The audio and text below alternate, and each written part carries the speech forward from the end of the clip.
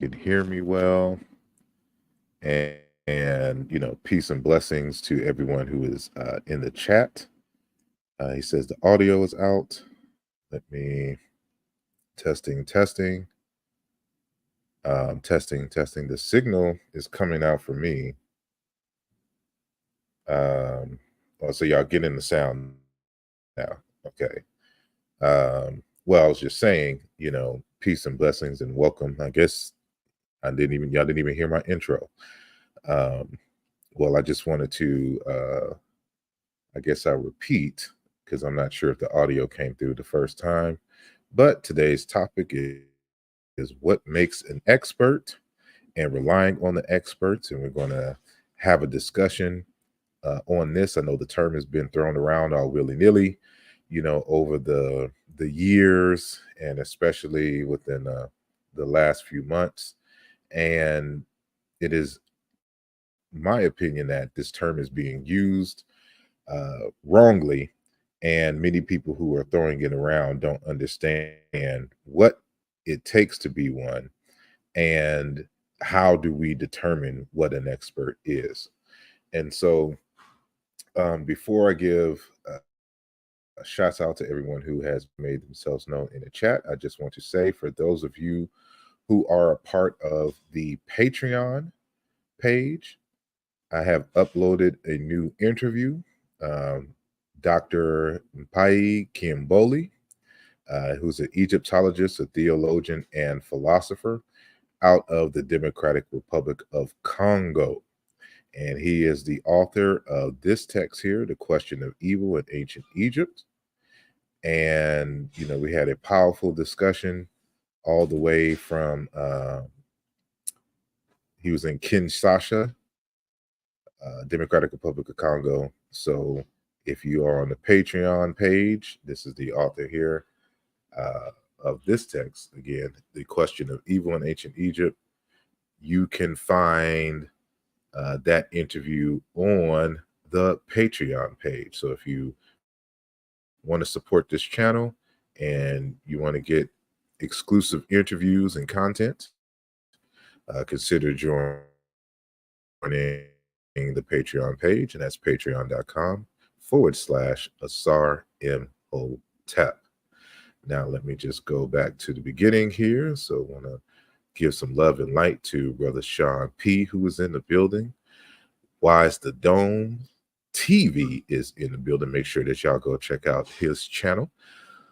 Sister Tamika one, is in the building, and she is reminding each and every one of you to like and share and subscribe to the channel. Uh, Vigilant Neighbor is in the building. Thank you for joining. And Gary Hart is in the building. Thank you for joining. And peace and blessings to our good brother Ujamaa and sister Emiket. Make sure that y'all visit their channel, the Seshu Metanetra channel, and very good topics. And he's been gone for a while, and now he's back in the community, ready to teach. And so, peace and blessings to Sister Safa. And let me see if I'm missing anyone. Here we go. Yerak Taraj is in the building. And peace and blessings to Brother Chris.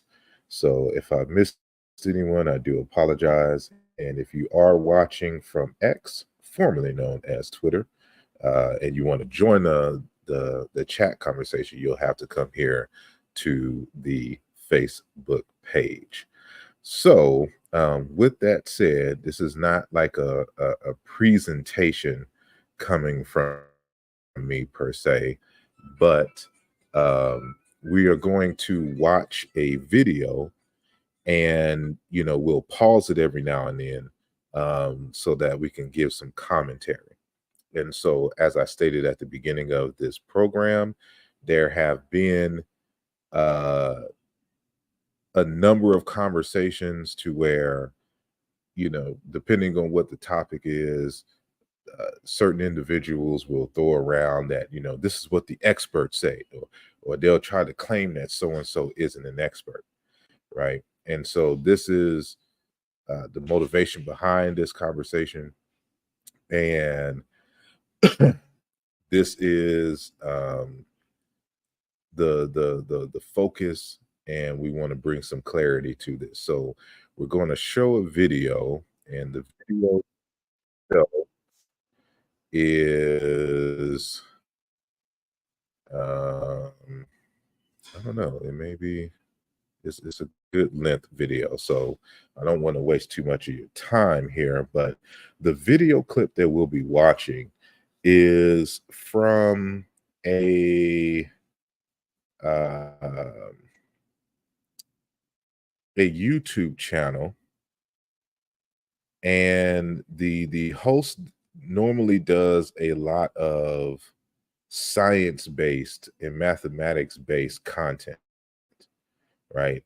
And so it's Veritasium is the YouTube channel. So this particular video in which we are watching today was published about a year ago, and it is a very good, just overall conversation. And so again, is I think it's probably like 20 minutes long. So we'll be breaking it up into chunks. So we're just going to just go the whole way through, and wherever I feel I need to stop, I will do that. And so if you have any comments or questions, make sure that you put them in the chat. I will try to pay attention to it so that I can address anything. And who knows, maybe we'll have time for some Q&A afterwards. But let's just get started right now. So bring this, add the video there, so hopefully y'all be able to hear it. So again, this is from the YouTube channel Veritasium, and so we'll just be playing the whole thing and giving our commentary every few moments. And the title, if y'all want to look it up, the title of this particular video is "The 4 Things It Takes to Be an Expert."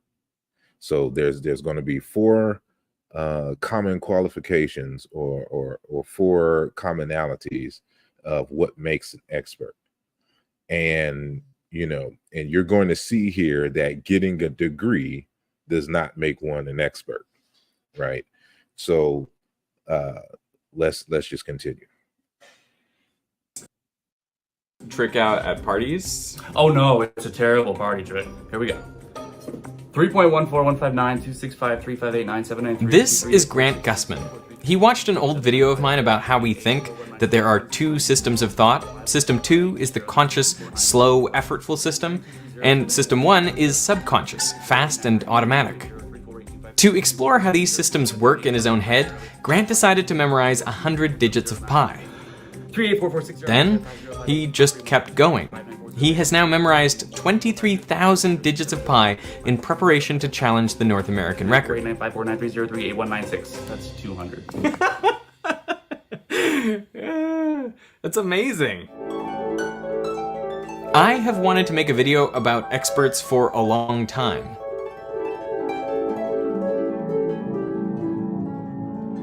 This is Magnus Carlsen, the 5-time world chess champion. He's being shown chessboards and asked to identify the game in which they occurred. This looks an awful lot like Tal Botvinnik. Whoops. Okay, this is the 24th game from Seville, obviously. Now I'm going to play through an opening and stop me when you recognize the game, and if you can tell me who was playing black in this one. Okay, sure. Okay. So I'm sure you've seen this opening before. Okay, it's gonna be Anand. Against Zapata. How can he do this? It seems like superhuman ability. Well, decades ago, scientists wanted to know what makes experts like chess masters special. Do they have incredibly high IQs? Much better spatial reasoning than average? Bigger short-term memory spans? Well, it turns out that as a group, Chess masters are not exceptional on any of these measures. But one experiment showed how their performance was vastly superior to amateurs. In 1973, William Chase and Herbert Simon recruited 3 chess players: a master, an A player, who's an advanced amateur, and a beginner. A chessboard was set up with around 25 pieces positioned as they might be during a game, and each player was allowed to look at the board for 5 seconds. Then they were asked to replicate the setup from memory on a second board in front of them. The players could take as many 5-second peeks as they needed to get their board to match. From just the first look, the master could recall the positions of 16 pieces, the A player could recall 8, and the beginner only 4. The master only needed half the number of peeks as the A player to get their board perfect. But then the researchers arranged the board with pieces in random positions that would never arise in a real game, and now the chess master performed no better than the beginner. After the first look, all players, regardless of rank, could remember the location of only 3 pieces. The data are clear. Chess experts don't have better memory in general, but they have better memory specifically for chess positions that could occur in a real game. The implication is what makes chess masters special is that they have seen lots and lots of chess games. And over that time, their brains have learned patterns. So rather than seeing individual pieces at individual positions, they see a smaller number of recognizable configurations. I'm going to pause it right there because I want to give some commentary to what he just said. So, you know, the test that was given to a number of chess masters, they were trying to figure out what makes them experts in chess. And so they had some hypotheses concerning intelligence in terms of memory and things of that nature. And they, one of the experiments was to put a number of chess pieces as if they were in a real game, and to have the chess master memorize where the chess pieces were. You know, they only had a few seconds to glance, you know, at the board, and on another clean board put the exact chess pieces in the correct slot. And so the experts had a better chance of replicating the board than the amateurs when they were tested. But when they rearranged the chess pieces all willy-nilly, and that was not in a particular, like the form that you see here on the screen right now, you know, you see black on one side, white on one side. This looks like an actual game. But when they just started scrambling the pieces that were not a real game, the expert, quote unquote, the chess master, did no better than the amateur.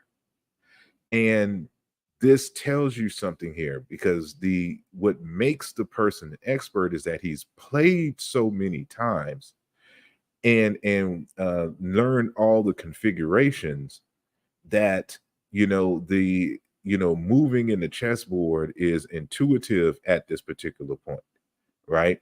But the moment that you put a scenario for which there were no patterns, you know, embedded in the mind of the player, then, you know, he becomes a layperson again. And I want to share a conversation from Garfield's show, right?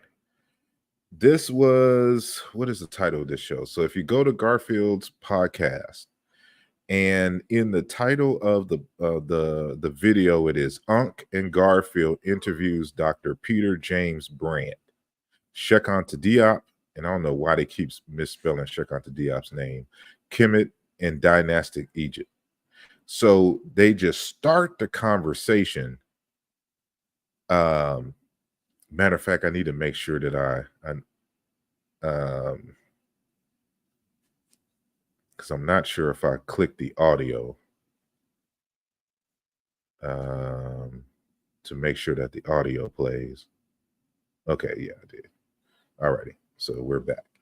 Okay, so so they're talking to somebody who you would think is an expert, because this person has a PhD in Egyptology.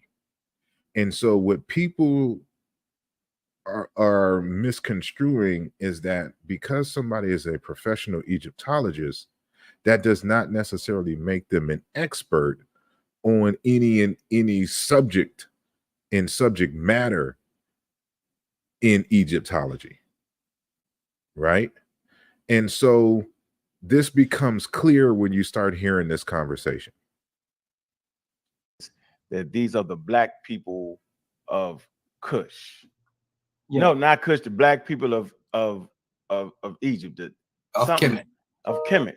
Or no, they saying the Kemet mean the black people in this whole glyph right here.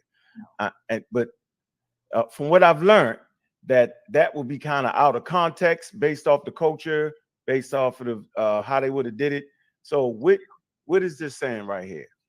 Well, the first part of it normally, and I'm not sure if this is actually an original writing or something that's been composed.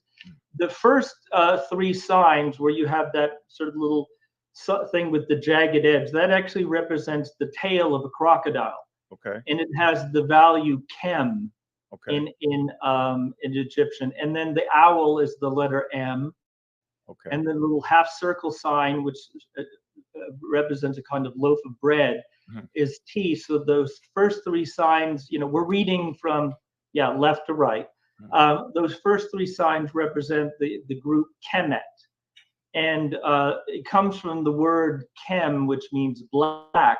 So Kemet means literally that which is black. And generally speaking, this word classically refers to Egypt as being the black land. And then the three signs you have, the seated man, the seated woman, and those three strokes that look like the number one. Those three strokes together is sort of the designation for plural.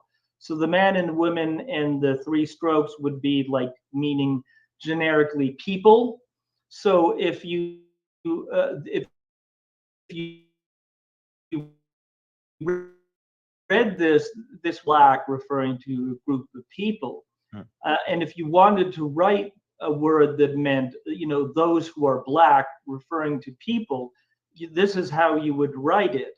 The question I have is whether this is actually something that it would appear on an ancient Egyptian text, or whether this is something somebody has composed in using Egyptian hieroglyphs that is not actually from an ancient Egyptian text, but as actually somebody who has composed it using the ancient Egyptian language to write a word that the ancient Egyptians didn't write themselves. If you see what I mean, like yes, it's the same as if you, well, to give you sort of an example, they still use Latin in the Catholic Church, which was a language, of course, spoken by the ancient Romans.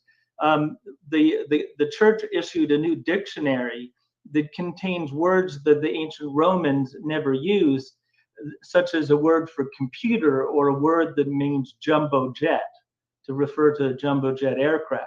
Okay. Well, obviously, the Romans didn't have words for computer and jumbo jet, but you can make a word in Latin that means such things. Now, there is an actual word in Egyptian that means the people of Egypt, but it uses the word for people, which is Romachet, and then it uses the word for Egypt, which means Kemet, and it would be Romachet and Kemet, which means the people of Egypt, which means literally the people of the Black Land. So again, I would have to look at dictionaries to see if I could find this particular word that's written this way. But I just wonder whether I think it is. I think it is in a dictionary. I'm going to pause it right there. And I wanted to play that clip because it is a good example of, in a different field where it kind of mirrored what we saw in the previous video with the chess pieces.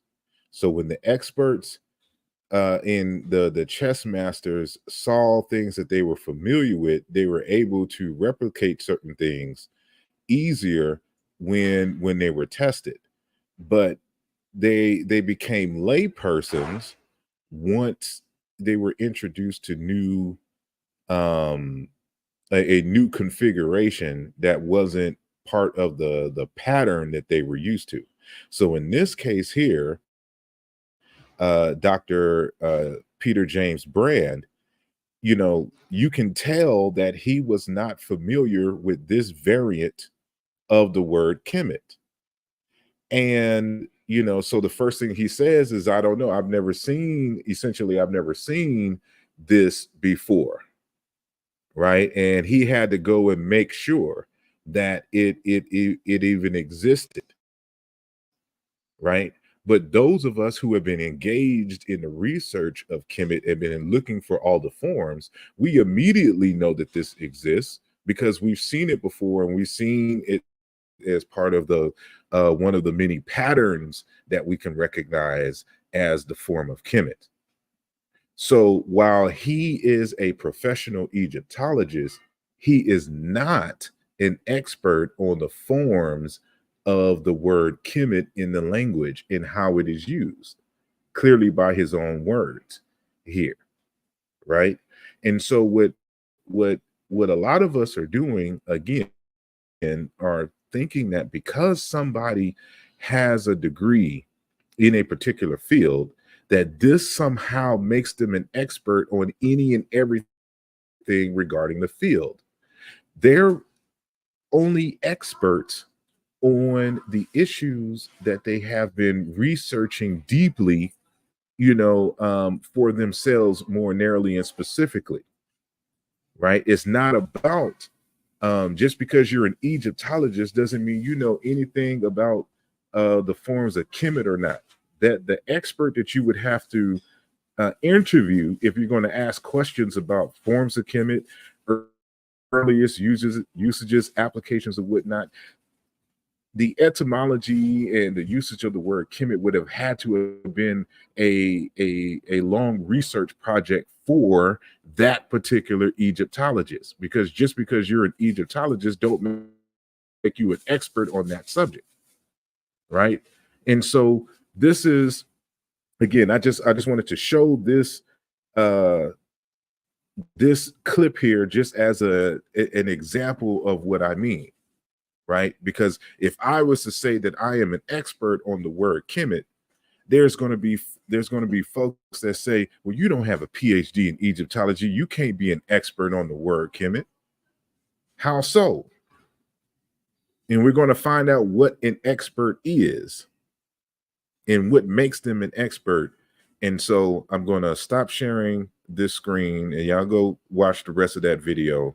It was a good interview with Dr. Peter James Brand on the Garfield podcast, right? So let's this is called chunking.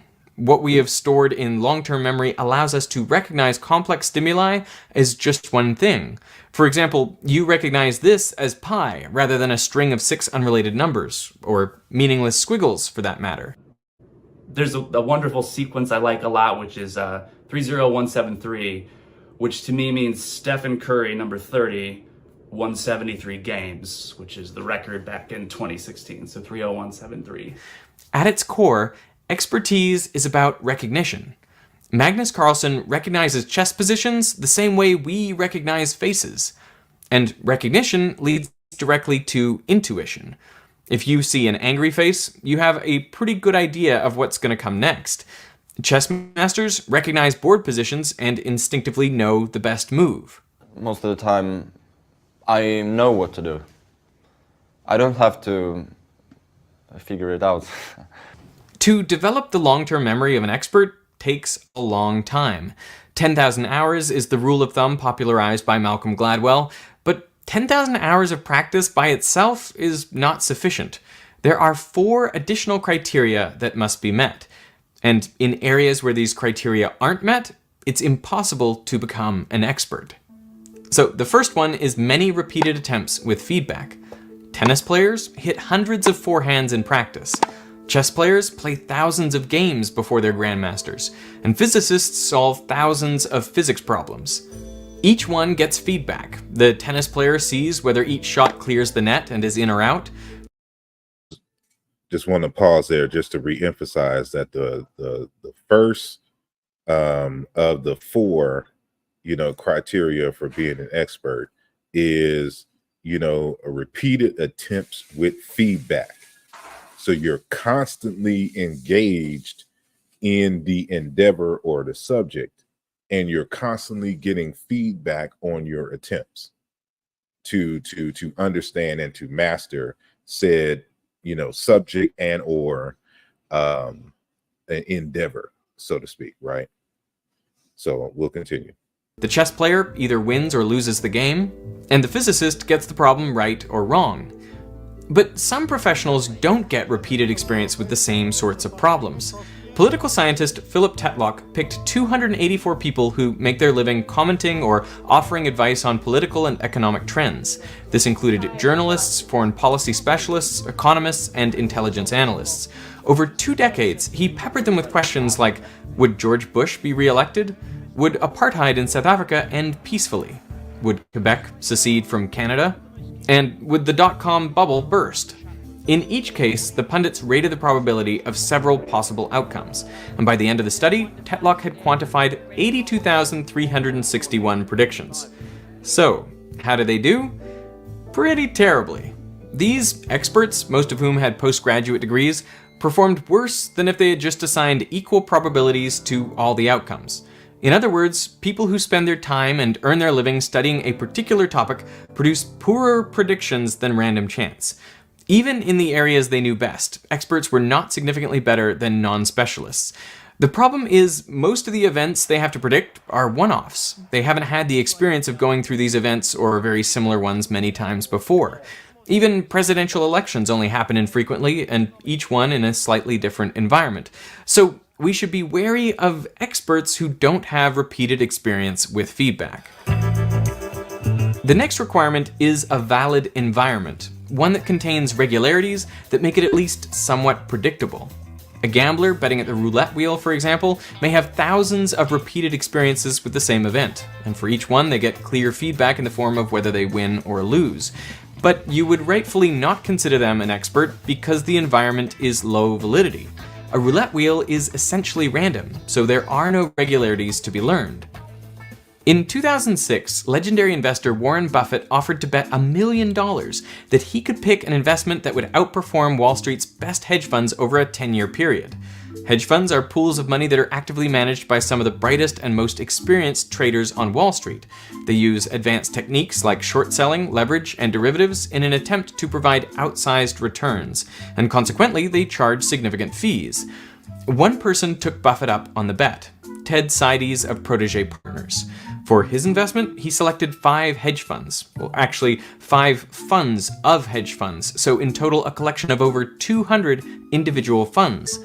Warren Buffett took a very different approach. He picked the most basic, boring investment imaginable, a passive index fund that just tracks the weighted value of the 500 biggest public companies in America, the S&P 500.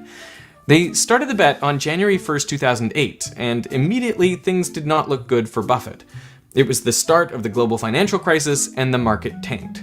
But the hedge funds could change their holdings and even profit from market falls, so they lost some value but not as much as the market average. The hedge funds stayed ahead for the next 3 years, but by 2011 the S&P 500 had pulled even. And from then on, it wasn't even close. The market average surged, leaving the hedge funds in the dust. After 10 years, Buffett's index fund gained 125.8% to the hedge fund's 36%. Now, the market performance was not unusual over this time. At 8.5% annual growth, it nearly matches the stock market's long-run average. So why did so many investment professionals with years of industry experience, research at their fingertips, and big financial incentives to perform fail to beat the market? Well, because stocks are a low validity environment. Over the short term, stock price movements are almost entirely random.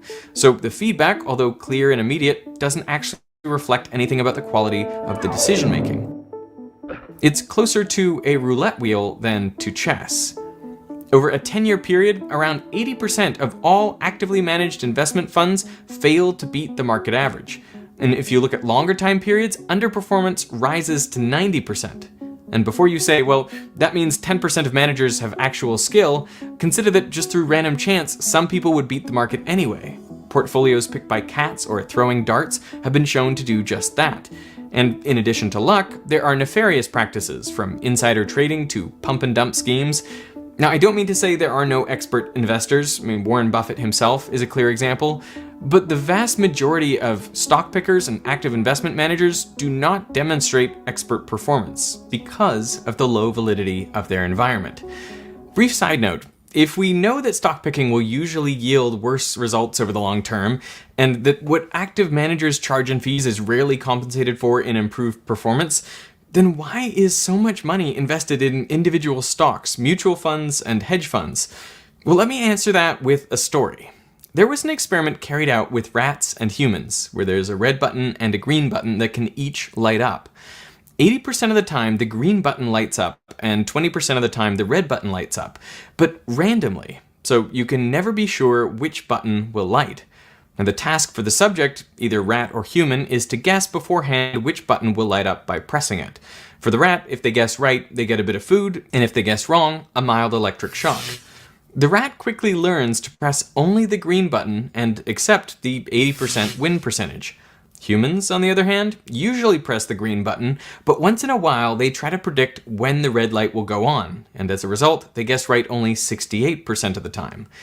We have a hard time accepting average results, and we see patterns everywhere, including in randomness, so we try to beat the average by predicting the pattern. But when there is no pattern, this is a terrible strategy. Even when there are patterns, you need timely feedback in order to learn them. And YouTube knows this, which is why within the first hour after posting a video, they tell you how its performance compares to your last 10 videos. There's even confetti fireworks when the video is number 1. I know it seems like a silly thing, but you have no idea how powerful a reward this is and how much YouTuber effort is spent chasing this supercharged dopamine hit. I'm gonna pause it right there just to emphasize the timely feedback. So remember that the first thing that makes an expert an expert is repeated attention. Number 2 is a valid environment, right? Where the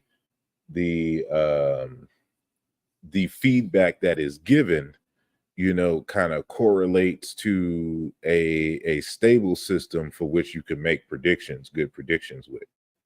And so anything that is really kind of a low level and unstable system, you really can't make any predictions, right? Like if somebody is a quote unquote expert on doomsday calculations and the like, right?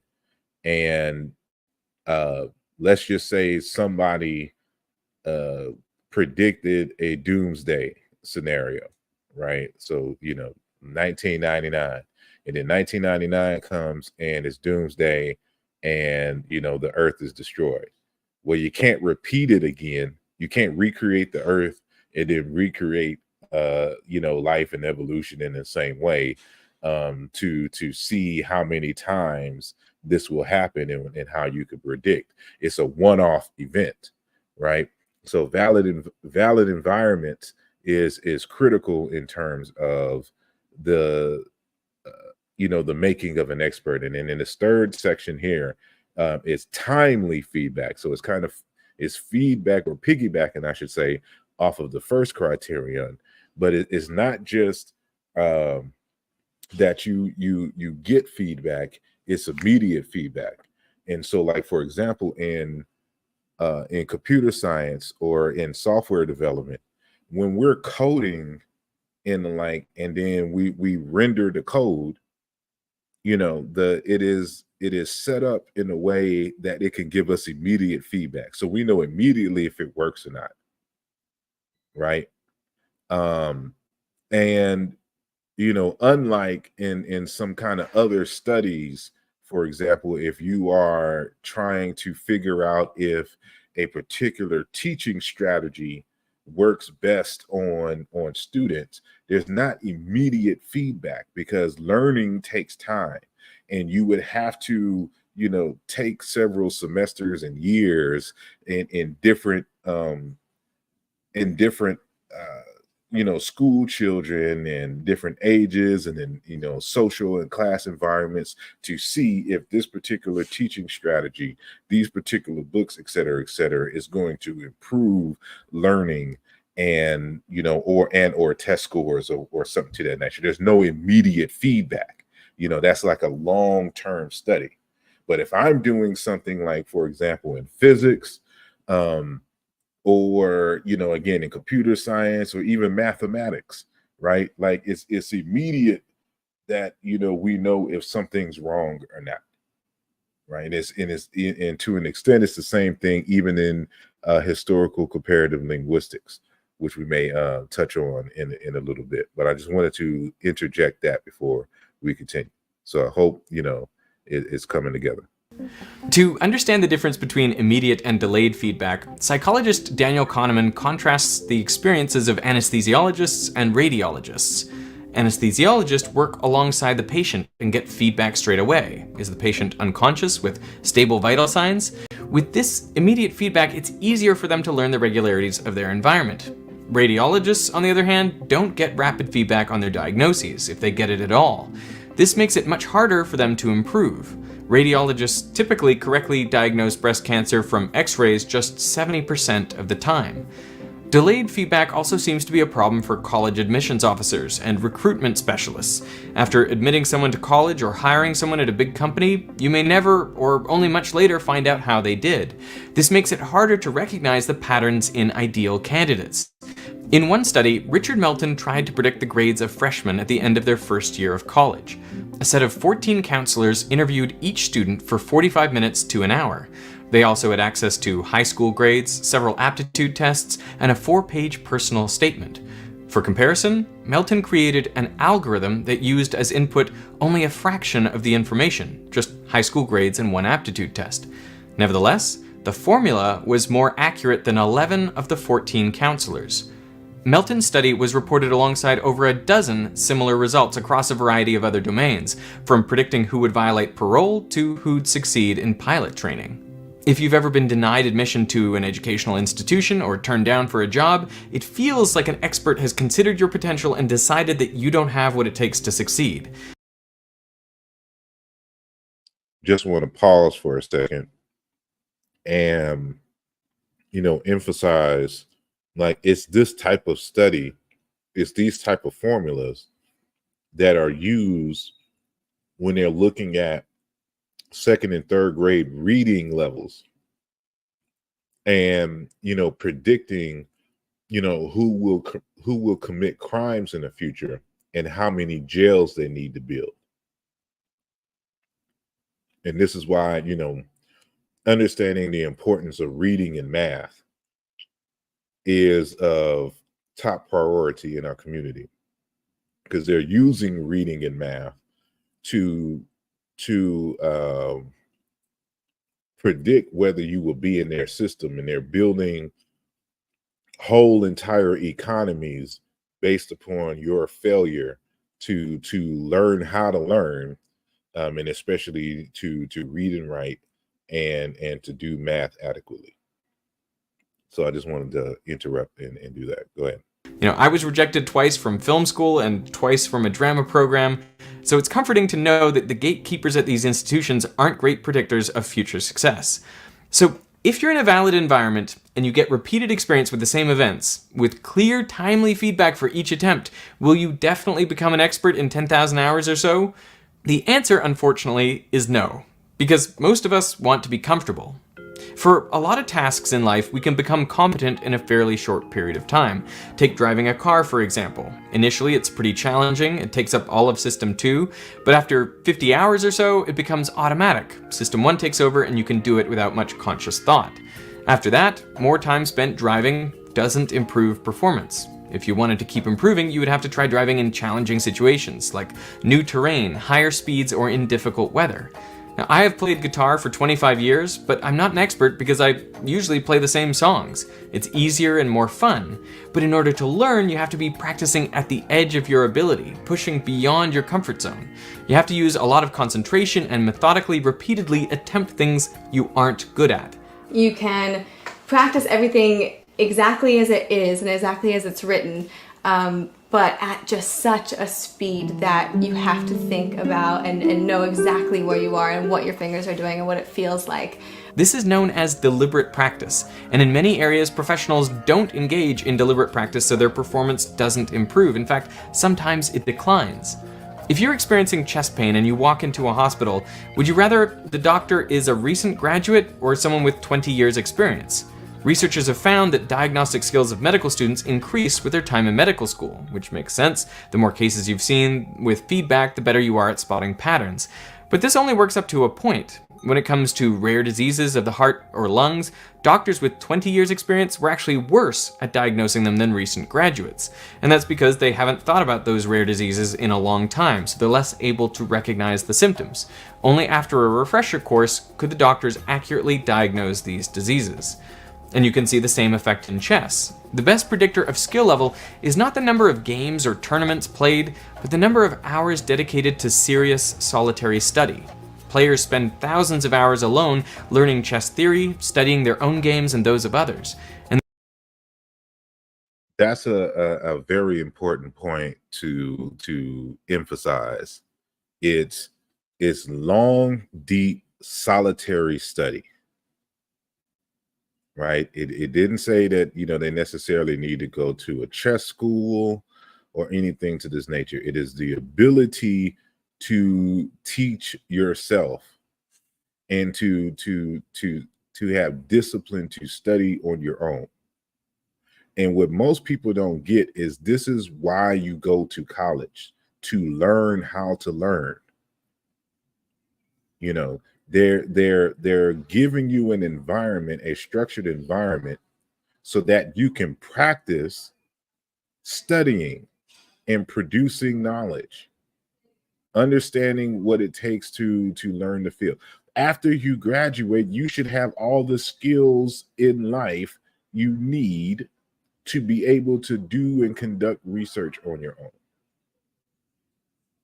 If you do not, then you have wasted your time in college, because you go there to learn how to learn.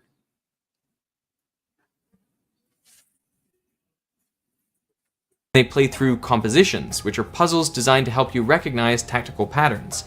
In chess, as in other areas, it can be challenging to force yourself to practice deliberately. And this is why coaches and teachers are so valuable. They can recognize your weaknesses and assign tasks to address them. To become an expert, you have to practice for thousands of hours in the uncomfortable zone, attempting the things you can't do quite yet. True expertise is amazing to watch. To me, it looks like magic, but it isn't. At its core, expertise is recognition, and recognition comes from the incredible amount of highly structured information stored in long-term memory. To build that memory requires 4 things: a valid environment, many repetitions, timely feedback, and thousands of hours of deliberate practice.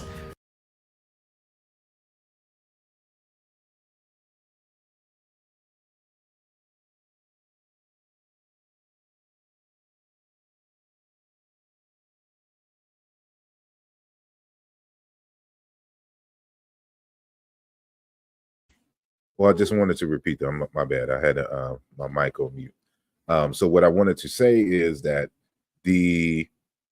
I just wanted to repeat what he said here, and that is, in terms of these, if you want to be an expert at anything, you need to have these 4 criteria. That is a valid environment, many repetitions, timely feedback, and deliberate practice. Right? And And again, you have to have a passion to want to learn and do things, right? And without it, so for example, if learning something requires you to learn another language, then you need to learn another language, right? If you're serious about the subject, it is going into those uncomfortable spaces and being able to on your own be self-motivated to learn. This is why I always recommend for any of you who are listening to this podcast, the Mbongi, to purchase, the research methods books for the field. It is not enough for you to simply get an intro book to archaeology and read a few passages, not even the whole book, right? And think that you know enough to have a conversation intelligently about archaeology, right? You need to get and purchase on your own a school textbook for archaeology. In the back of each chapter, you need to do all of the homework assignments for each chapter. And you need to purchase a separate research methods book or a series of books for those master's and PhD level courses in that field. So then you can understand how knowledge is produced and how they validate information and research by other scholars. This is the path towards expertise in a particular subject. But and this conversation is kind of piggybacking on the recent conversation on Ujawa's channel and the title that he had on lazy scholarship, right? You have people who are not experts on subject matter, who don't know even the basics, who insist on getting on social media to argue with other folks about said subject and haven't read all the basic books, haven't done any exercises, haven't got any feedback from people in the field. Like, these are the things that you have to do. Haven't written any compositions and stuff on this. Now, you read a paragraph, you went to ChatGPT, you went to Wikipedia, and you think that you know enough to argue with folks. That's the problem that we have in these social media spaces. Right? So I'm gonna let it continue. It's not that much longer to this video. When those criteria are met, human performance is astonishing. And when it's not, you get people we think of as experts who actually aren't.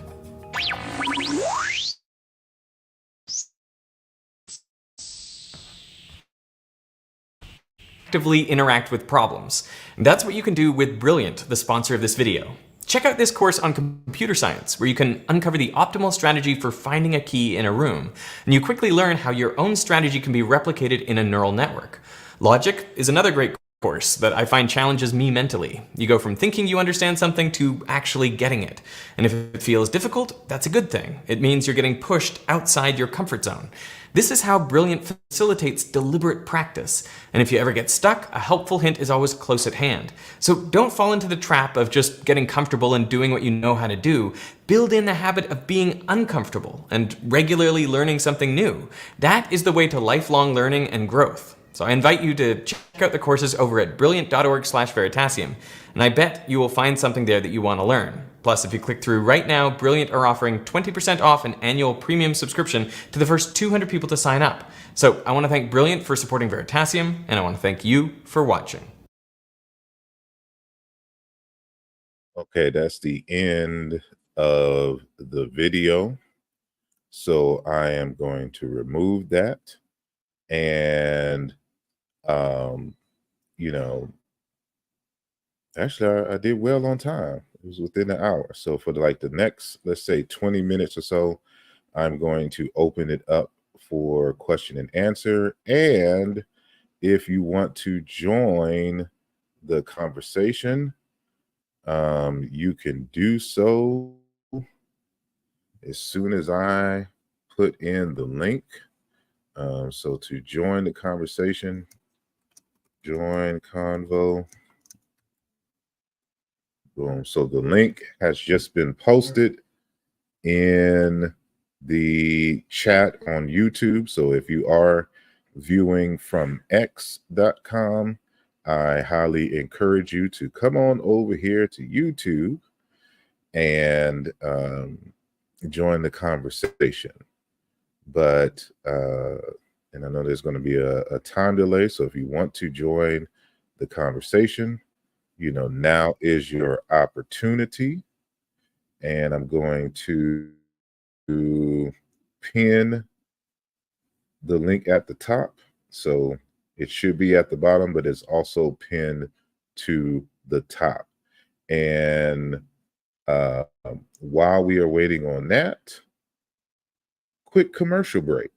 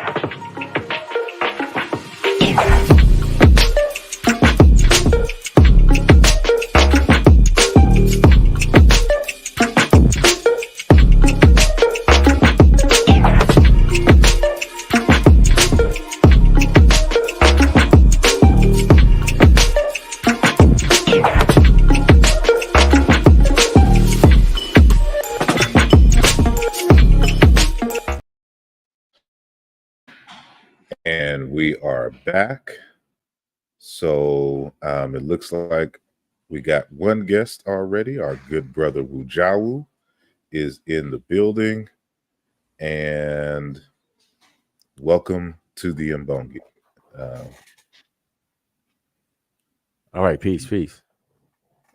Go ahead. Yeah, that was an excellent. It was an excellent video. Excellent video, and the 4 points were very clear, and just pretty much straightforward on those 4.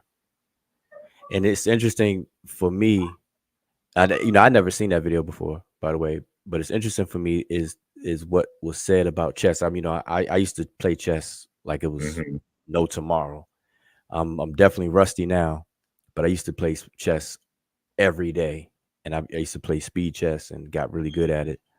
But aside from me playing chess, or used to being able to play chess, my background in being in computer science, those 4 things are actually essentially what we're taught in computer science in terms of the immediate feedback, the environment part, and then the man hours, because you're trying to depends on, I guess, what you're doing, but you're coding, you're setting up variables, you're setting up functions and classes and things like that, and you have to like really get at it to build an entire system. You have to know the smaller parts and how the smaller parts relate to the whole, and then forbid something go wrong, then it's the troubleshooting process, which is a whole nother thing, of all that stuff. So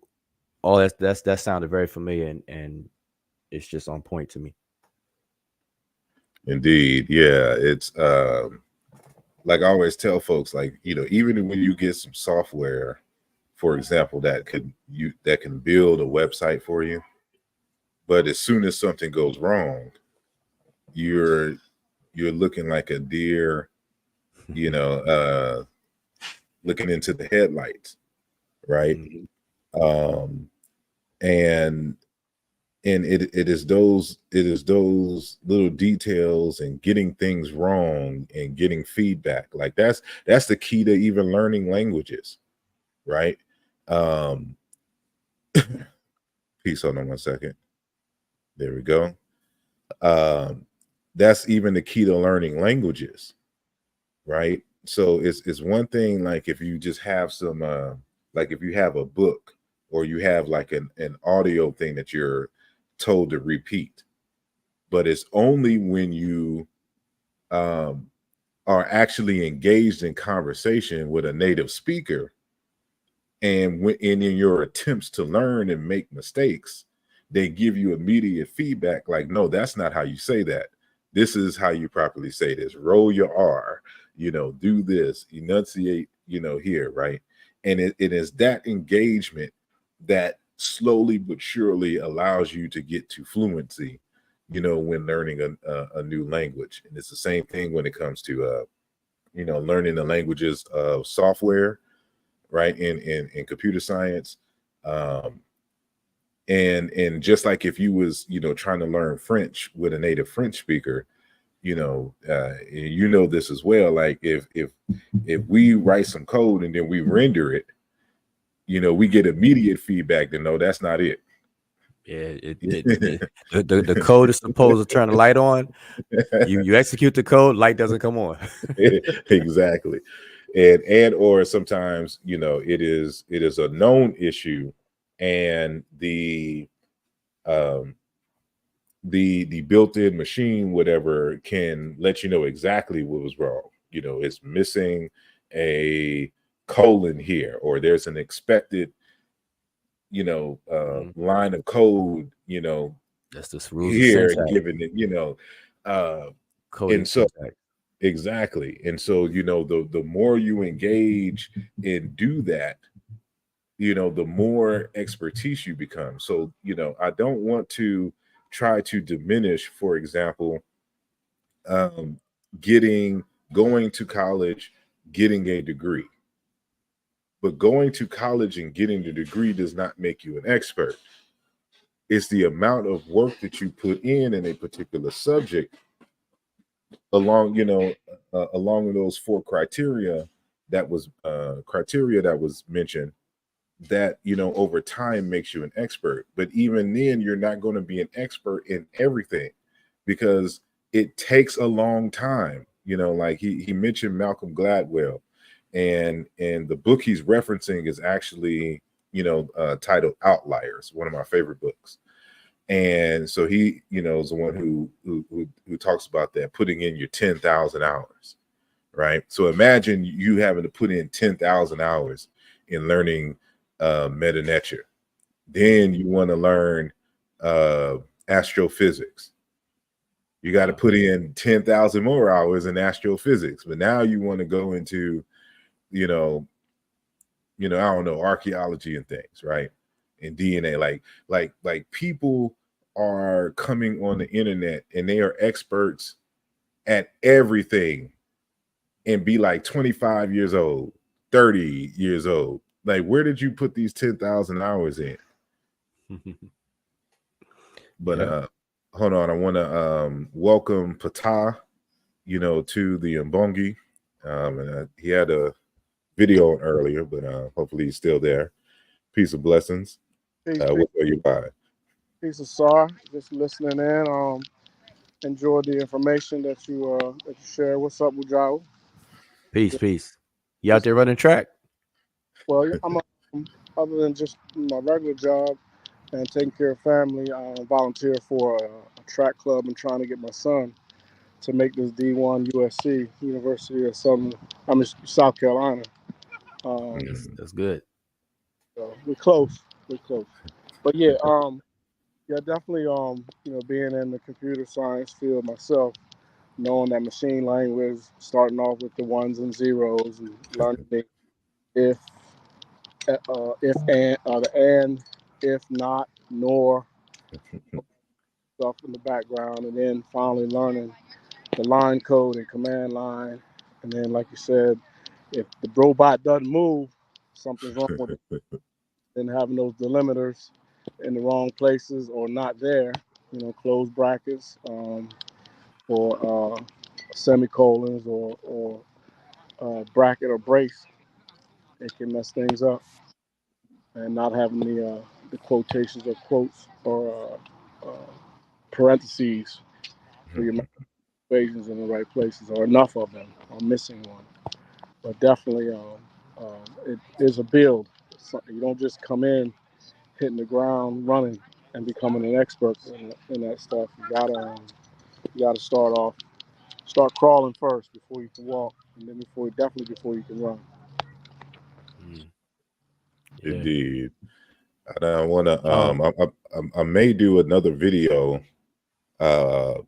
showing this guy who, is an expert in math, and he refuses to subject his work to peer review journals. He just publishes them freely on a blog, but other experts look at his work and realize that it's legit, and they cite it, right? Like but it's a protest to certain issues in the peer review process for which he's doing. And that's something that we don't discuss. Like, what is the peer review process? What are the benefits and disadvantages and the shortcomings of peer review, right? And how bias and politics still make their way in the peer review process, right? And so that may be a future show. But with this one, I just wanted to because everybody's throwing the word expert out there, but nobody's saying what. But you notice throughout the whole video, there was never any discussion. You have to get a PhD in whatever to be an expert. That's not the criteria to be an expert. An expert is you putting in those 10,000 hours. Mm-hmm. So, speaking of expert, I noticed in the medical field, a lot of my family members are doctors, and in the medical field, the layperson, when we don't think about hospitals and medicine until something goes wrong. We get sick and we go to the hospital, and we tend to think of doctors as a catch-all, like they can fix anything, or you go to them for anything. But you obviously have specific practices. But in the medical field, they have, even within, let's say you are a surgeon, even within being a surgeon, they also have even more narrow discipline or skill set, where they would have to call in a specialist. And I guess in the medical field, that specialist be synonymous with expert, because that's what they do all day, every day. Like, you may have a person that only operates on appendices, taking out appendix, whereas a general practitioner or general surgeon or what have you, whatever, they don't. So it's a similar. Hold on. Maybe like the last 20 seconds you were kind of going in and out, so if you could repeat. Oh, really? Okay. Oh man. Oh, really? I was just saying that in the medical field, that and I gave the example of a surgeon, a person who's a surgeon. You may have even a more narrow skill set within surgeons, where somebody may be a specialist, and that would be synonymous with an expert. And they're considered a specialist because that's a very narrow thing that they do all the time, and they put a lot of man hours, and that's what they do, and they gain that expertise that way. So they become a specialist, and sometimes they're needed. They get called in to perform something, even though the hospital staff has other surgeons there. So I'm just saying, I just noticed that even in the medical profession, the same definitions apply. Yeah. Indeed. Go ahead, Patah. I was going to interject as far as when you were talking about you were thinking about another video, which I think would be excellent to go over information on how the process of being peer reviewed or even being published can go. But you know, in a lot of times in logic, not so much in logic and mathematics. Normally, when you're trying, you normally go through the school, you pick a problem, and if you want to execute that proof, generally you're going to allow people to. Well, he is allowing people to look at it, but you're trying to advance a problem that either has never been solved or and if his case is doing computer programming, logic type like computer programming, I can understand where when they, we have hackers, we have white hackers and we have red hackers or black hackers, and some of them think they're good, some of them think that they do things for nefarious reasons, and they've been in the basement of their home or parents' home and gotten really good. And we have open source. A lot of people try to keep things open source instead of being charged for it all the time. I remember back in early 90s when 95 when people were pushing against Internet Explorer, being subjected to one browser, that fight against that. And then when they attacked Microsoft, and then nobody really monopoly. Yeah, they weren't really attacking Apple, but now it's a freelance. They attack whoever they want to attack and whoever they want to get over. But yeah, yeah, there's a recent breach. I don't know who was it, a retailer or was it? No, I'm thinking of something. This wasn't a hack. This was some. Well, technically it's a hack, but people. There are people in the world who deliberately try to tank businesses by joining the business, getting high up to a position, and then running the business in the ground, so that they could get a bigger payout layer for their friends or whatnot who have shares. They low stock the shares or whatnot because they want to sell big later. This is the big thing that's going on with GameStop right now. But what I was thinking of was something similar to that, but not a hacking scenario. But I do apologize.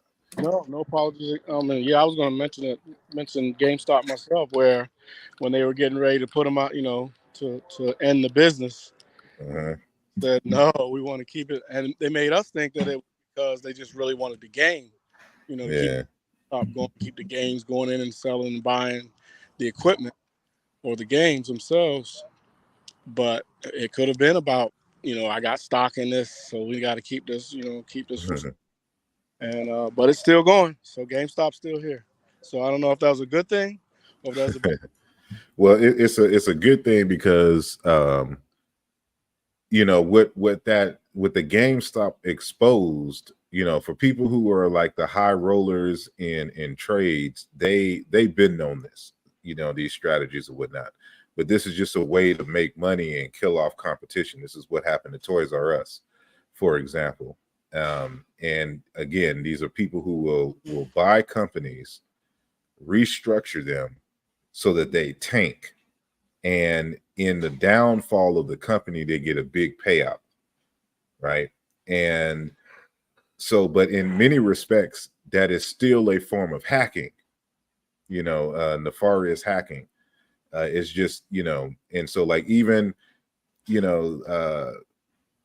the world of hacking, of course you hack computer systems, you hack security systems and the like, but there's also social hacking, and this is what the ultimate debates are with software like TikTok or applications like TikTok and the like, and the Russian bots, being able to influence the minds of voters right? So that they can get somebody that is more friendly to them so they can get certain policies and things done.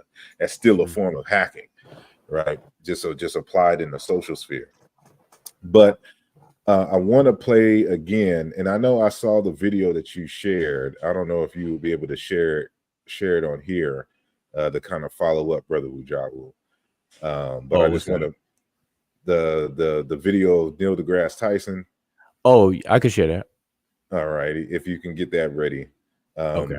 But I'm just going to black out the screen real quick, and I'm gonna play this. Let me get rid of that ticker. This video. So this brother is working on a PhD in astrophysics, and again, this applies to a lot of the online conversations and beefs that we've been seeing. And I just like to play it because it just speaks to that nature of debate and how things are resolved within the scientific field. This is the last thing I'm gonna say about it because it's really not that deep. But if you have never been a scientist, never done science, but you have this anti-science attitude and you think that debates mean anything, I'm actually empathetic because you don't know what science is. And it's understandable. Like if you've never gone through that process, it's understandable that you don't understand what science is actually about. A debate is irrelevant. You don't win by getting into a room with your friends and talking shit.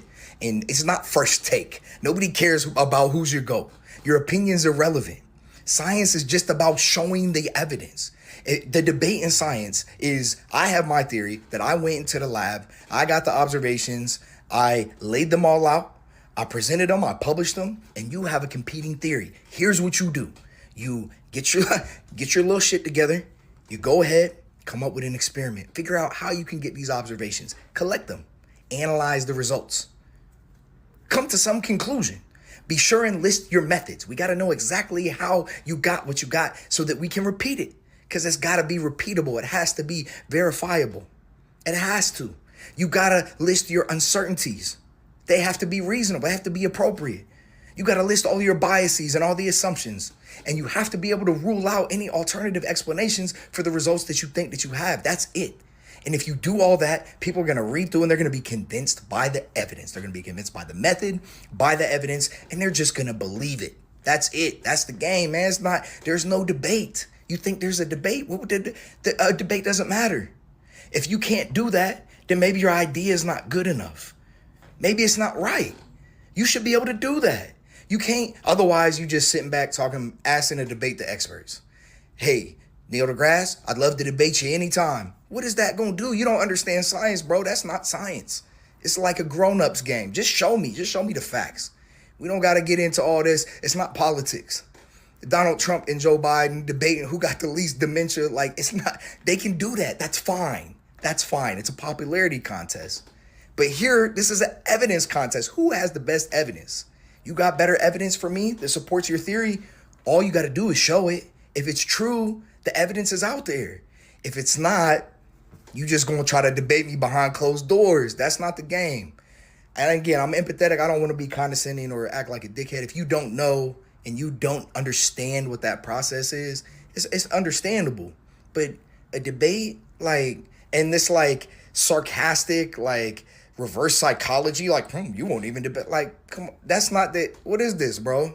What is this? You're acting like a child. What is this? That's not what it's about. Just show the evidence. That's all anybody cares about.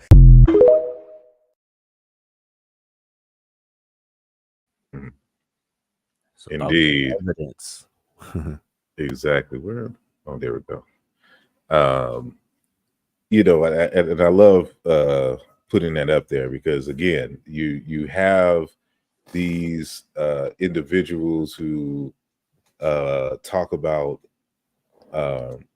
overthrowing science and this and there needs to be a debate. This needs no, that's not how this stuff is done. You know, you do exactly what he said.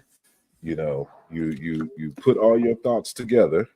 For example, on the meaning of Kemet, you have, of course, you got extra paper in your book that don't belong there. You list, like I have a whole chapter dedicated to the methods, right? That's the first thing that I do. So I have an introduction, and chapter 1 is methodological considerations, linguistic and conceptual tools needed for a rigorous argument, right? I don't even know if you can see that. And you know, this is how we do this. We just present the evidence. I don't argue with folks on things that one, I don't know about, but stuff that I do know about. I'm able to articulate myself in a way that I can lay all my thoughts out for people to review. We're going to welcome to the Mbongi brother Rakeem Shabazz. Peace, family. Peace and blessings. Yeah, I just had a question. Hold on, before we get to your question, I'm gonna let Wujawu play the video that I requested of him. So go ahead, Ujamaa. Okay, yeah, let me go back to my tab and play it. Now, this is a clip of Neil deGrasse Tyson, and just the bigger context of this clip is on a subject of climate change. Okay, but you're not going to hear that part because this is a short clip. But it's good, so I'm gonna play it. Scientists can think all kinds of stuff, most of which will be wrong. Okay. Even in the published journals, most of what's in the journals will eventually be shown to be wrong. Okay? That's the frontier of research. In the frontier, the bleeding, bloody edge of the frontier of research, we're duking it out at conferences. You say something, I say, I don't believe you, and I got better data or different data, and I got my data from somewhere else, and you were delusional. This goes on the frontier. But you know what happens? I get a result. You're my competitor, and you try to show that I'm wrong, and you get a result that agrees with my result. Ooh, and then someone from another country does, and they kind of agree. There'll always be outliers, but what happens is you get this emergent truth, an emergent consensus, not of opinion, but of observation and experiment. And when that emerges, you have in your possession a new objective truth that will be true whether or not you believe in it. And if you think you can just cherry pick outliers from the body of evidence that is establishing a truth, and you think you've got a case upon which to build legislation, you don't. You are building a house of cards, which after a certain level will just collapse under its own weight, and it is the most precarious foundation on which to build an informed democracy.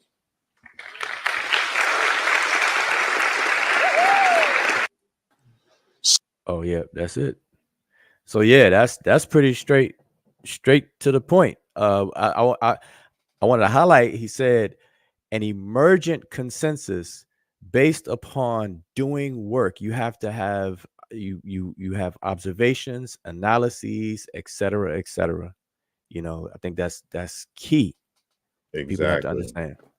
So it's you know, so there's a difference between, for example, I produce an experiment that tests a series of hypotheses, and I come to a particular conclusion.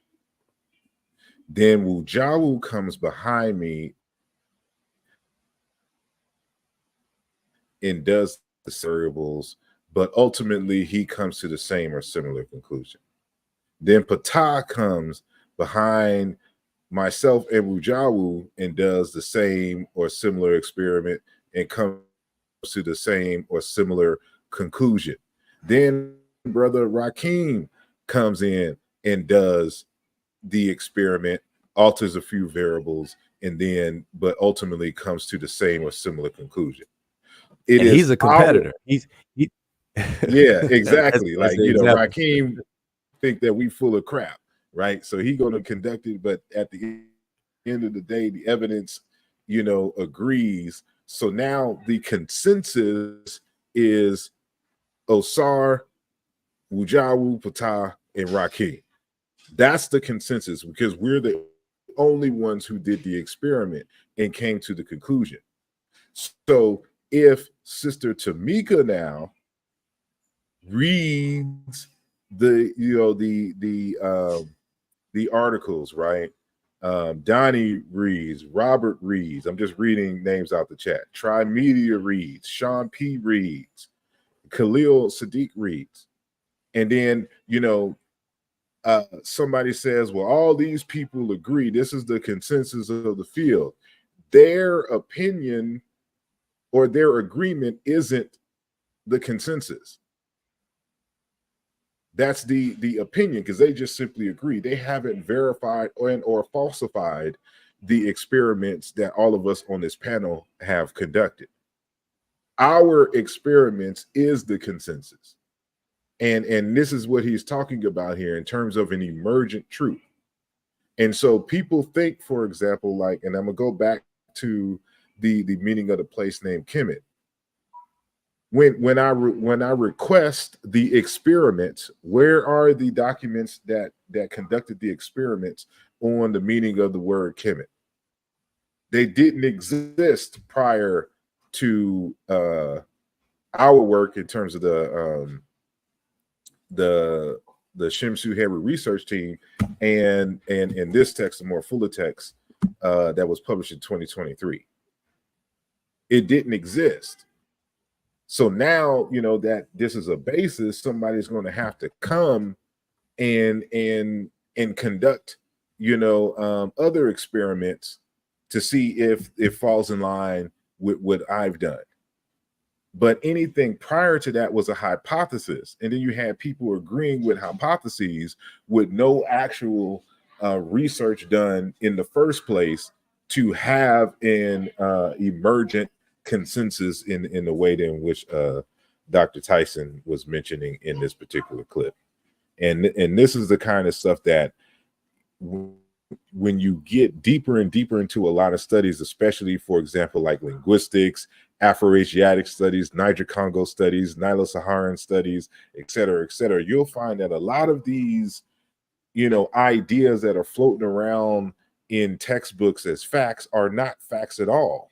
They were opinions that just people agreed with and just ran with, and we're so intellectually lazy, not to conduct the more rigorous research needed to come to a particular conclusion.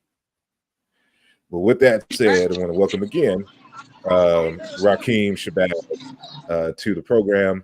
What's on your mind?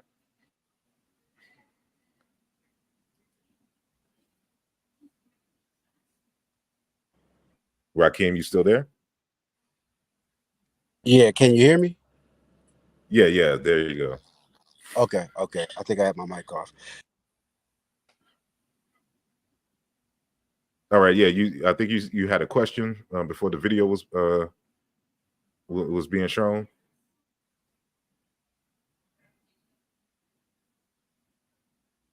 If you are speaking, we can't hear you. Okay, and can it you hear doesn't me? look like the mic is. I can hear you now. Okay, all right. Yeah, so I see what the problem is. All right, so yeah, I had a question, man. So when it comes to the idea of relying on the experts, right? That's been a phrase that has been thrown around our community a lot for the past few months, right? The relying on the experts. Whenever we look at things from a Black studies paradigm, and also, rest in peace, Dr. Nathan Hare, who just passed away, the founder of the first Black studies program in America at San Francisco State. Whenever we look at post-colonial studies and the idea of inherent biases within certain academic fields in regards to studies of Africa, right? Whenever I even think I recall watching a interview, I think on Garfield's channel, that had Kara Cooney on, and she spoke about, Orientalism still being a thing in some academic circles, right? And so when it comes to the idea of relying on the experts, especially in Egyptology, right? How do we account for possible inherent biases from the said expert and his field or institution? Well, it's when you're doing scholarship, right? It is never about the person. The person is just a medium. Okay. To lead you to the evidence. Mm. It's never, only YouTubers, without having to say any names, say silly stuff like, rely on the experts. You never rely on the expert. You rely on the evidence. Right. Because you should be able to come behind the expert, examine the evidence raw, and either agree or disagree with them. But it's always going to be the evidence. And so when you examine the evidence, you should be able to, regardless to how much prestige the researcher is, you should be able to say, you know what, I hear what you're saying, but after examining the evidence, I'm going to have to disagree. Mm. It doesn't matter how many people agree or not. It's the evidence itself. You always ask for the evidence. You always ask for the evidence, the raw evidence that is used to make the conclusion, and then you look for the methods. What is the strategies? What series of steps did you take that led you to the conclusion that you got? What information is still missing, if any, or is this a complete analysis? There's nothing left to learn about this particular subject or issue. Right. So that's what we got to get more into, and this is what I'm trying to emphasize and get all of us who are lay persons in whatever subject to start thinking more like the researcher. What is the evidence? Mm. Right. Right. Oh, I'm sorry. Are you finished? Yeah, I'm done. No, I was gonna say that reminds me of the conversation that we had the other day, and online, and then also the issue of being cut from a different cloth. And so, like, I always try to make sure people understand that some people don't have the resources or the time to gain the competency to become on an expert level to ascertain and analyze what the experts, quote unquote experts, will say or do. And that's where you get into the kind of cut from a different cloth. People who are unable to do that, I don't think that should be seen as a negative thing, or people should be punished for that, or whatever the case is. But at the same time, those people that are in those positions, they should not step up and try to argue, fuss, and fight about a topic. Leave that to the people who do have the time to do X, Y, and Z and everything. So I think that should be pushed more, and not the complacent and kind of impotent dependency position of relying on experts. I think that's not the messaging that needs to be saturated in our communities. We need to really be pushing people to become the expert. Like I think you put the question forward before, Asar. You said if an expert says expert says something, makes a claim, you have person A that will say, well, I'm gonna go to the expert, I'm gonna rely on the expert. And then you have person B that will say, well, what I want to know is, how did the expert come to their conclusions? And see, that's two different pathways right there, just in that alone. And I think that we should push the latter in the community so that we can raise the bar, more. So that that's what I'm gonna say. Indeed.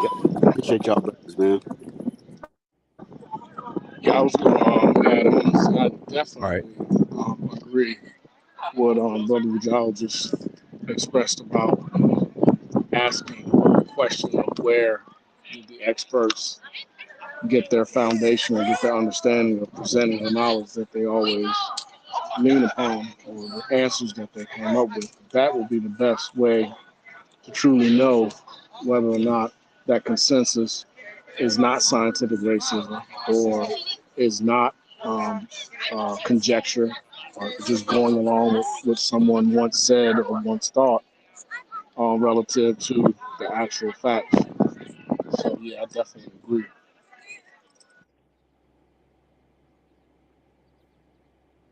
I want to play a video clip. So this is going to be another video from Neil deGrasse Tyson, and he has Dr. Jana Levin, who is an astrophysicist, on the program, and it seems like Oh yeah, real quick, sorry, before you start that, I wanted to mention another thing about Neil deGrasse Tyson's explanation earlier.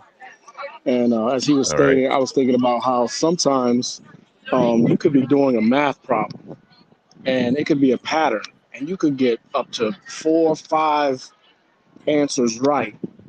But that 5th or 6th answer starts a whole different pattern and you end up not having the correct, whether it's a limit or whether it's the pattern itself, the mean, the median. You may not come up with the correct answer if you don't go forward with the correct practice of that application. You know, in construction and carpentry, they say you measure twice, you cut once. Yeah. All right. Hold on. It's going to start immediately, but I need to find a place. Your field of study, most people would say, would be the most mind-blowing science that anyone does. You know, I could talk about stars and planets, and it's going to repeat. I think it's around somewhere around 8 minutes, maybe. So, Janet, your field of study is, I bet most people would say, would be the most mind-blowing science that anyone does. Wow. Because it's just it's out there. Yeah. Right? You know, I could talk about stars and planets, and there's a tangibility to that. Yeah. Right. Even the size, even the expanding universe. It's a little weird, but it's not, it doesn't blow your mind. Yeah. You think about stuff that's like, what? Yeah. Right. One of my favorite experiences when I'm doing research is when I have a huge shift, when I'm shocked by something and I realize I've had some kind of preconceived notion that has just been shattered. Nice. And it's really amazing. I'm following the science. I'm not dragging it along. Right. And yeah, it Many people who literally don't blows know- your mind. Many people who don't know the moving frontier of science think, and I think want to believe, that somehow we all sit around wanting to agree with one another. Right. But Yeah. in fact, the advances come when someone says, I have an idea. Was it Isaac Asimov said that true scientific discovery is never eureka. Right. It's, that's odd. Right. Yes. Yeah. Yes. Just a little thing. Totally. And it's like, Absolutely. wait,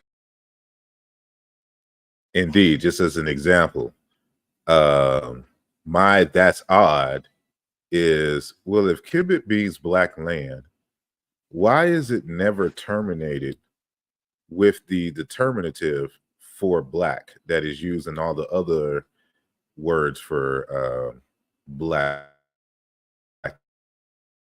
in the language? That was one of those, though, that it's odd. It's an odd question, right? It's a great question. And so I'm just going to continue. It doesn't fit that. Yeah. And I really appreciate what you're saying. I really feel that debate is not actually how scientists operate. Oh, They no. don't sit there trying to win an argument. That would be so It doesn't make any unscientific. sense to do that. No. Hold on, and you know, so we cannot show this video clip to Sonetter because that would destroy the whole platform. So, you know, for anybody who is hoping on something being settled by a debate, they're finna shatter your dreams right now. But they are fun No, though. not at all. Sometimes.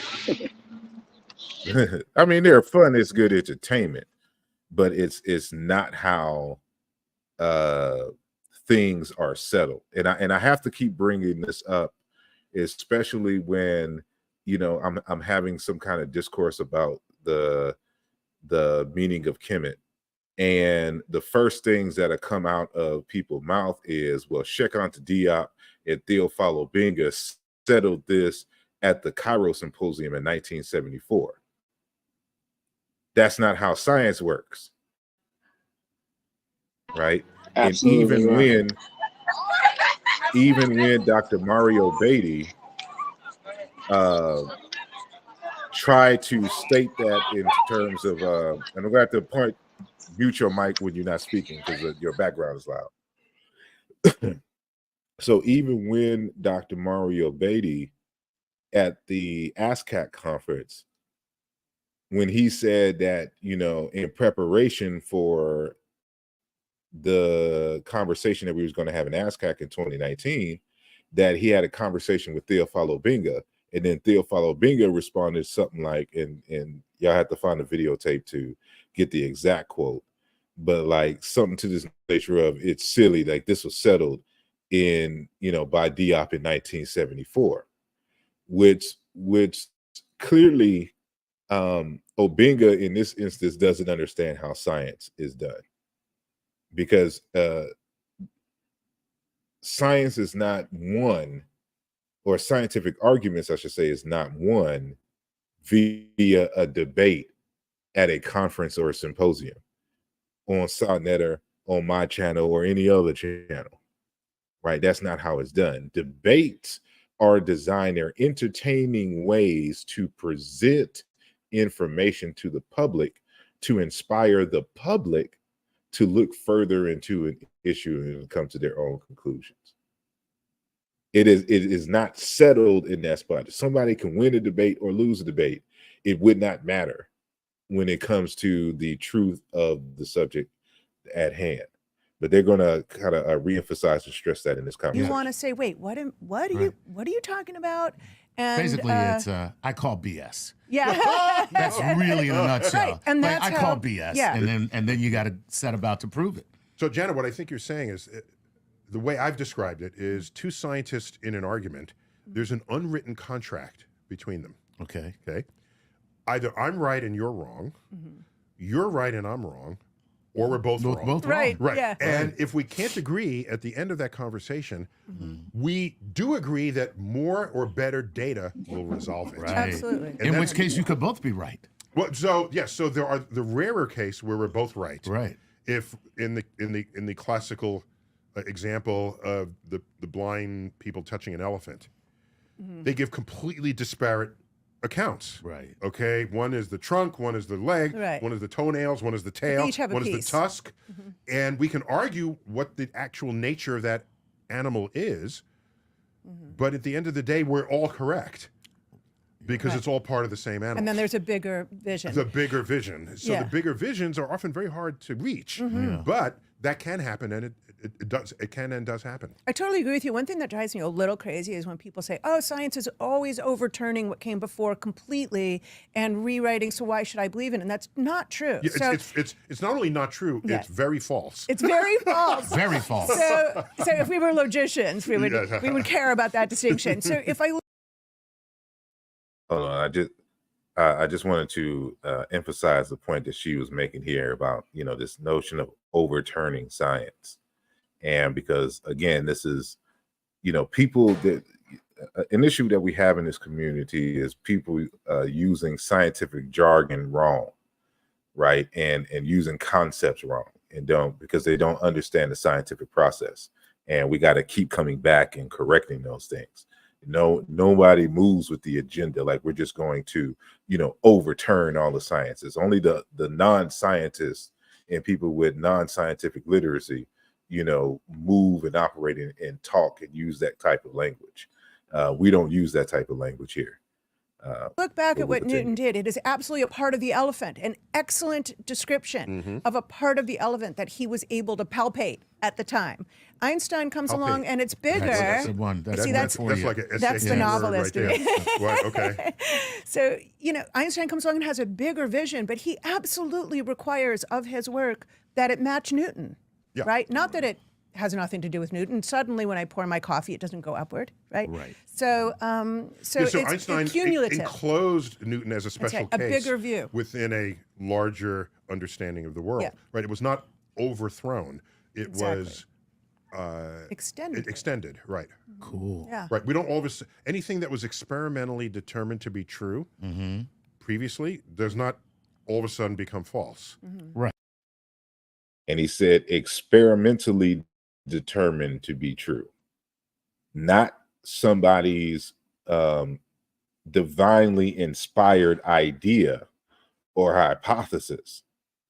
And that is what creeps into the literature and in textbooks all the time, is this notion of, well, this sounds in my mind logical and more than likely is the case, but it has not been scientifically determined, or the hypothesis has not been scientifically validated, via the means or the scientific method within that particular field, right?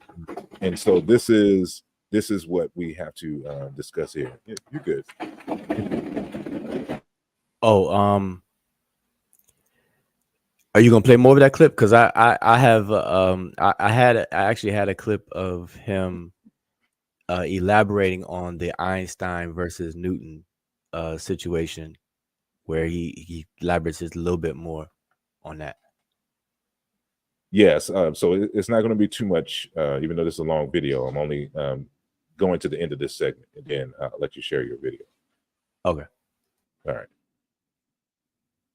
It becomes embedded in a deeper truth. Yeah. And that's true even when you look at continental drift, which famously had delayed acceptance among geologists. All the while, they're still trying to understand volcanoes and they're still trying to, and so they're coming up with local accounts for what would happen in a volcano. Right. When they had continental drift, that just attached to the continental drift. And there's a lot of that science that was completely portable into the new idea that the surface of the earth moves within itself. So, if you ever wanted one of your questions. And so that's it for that clip. And so I hope that it was clear. And I'm going to remove that.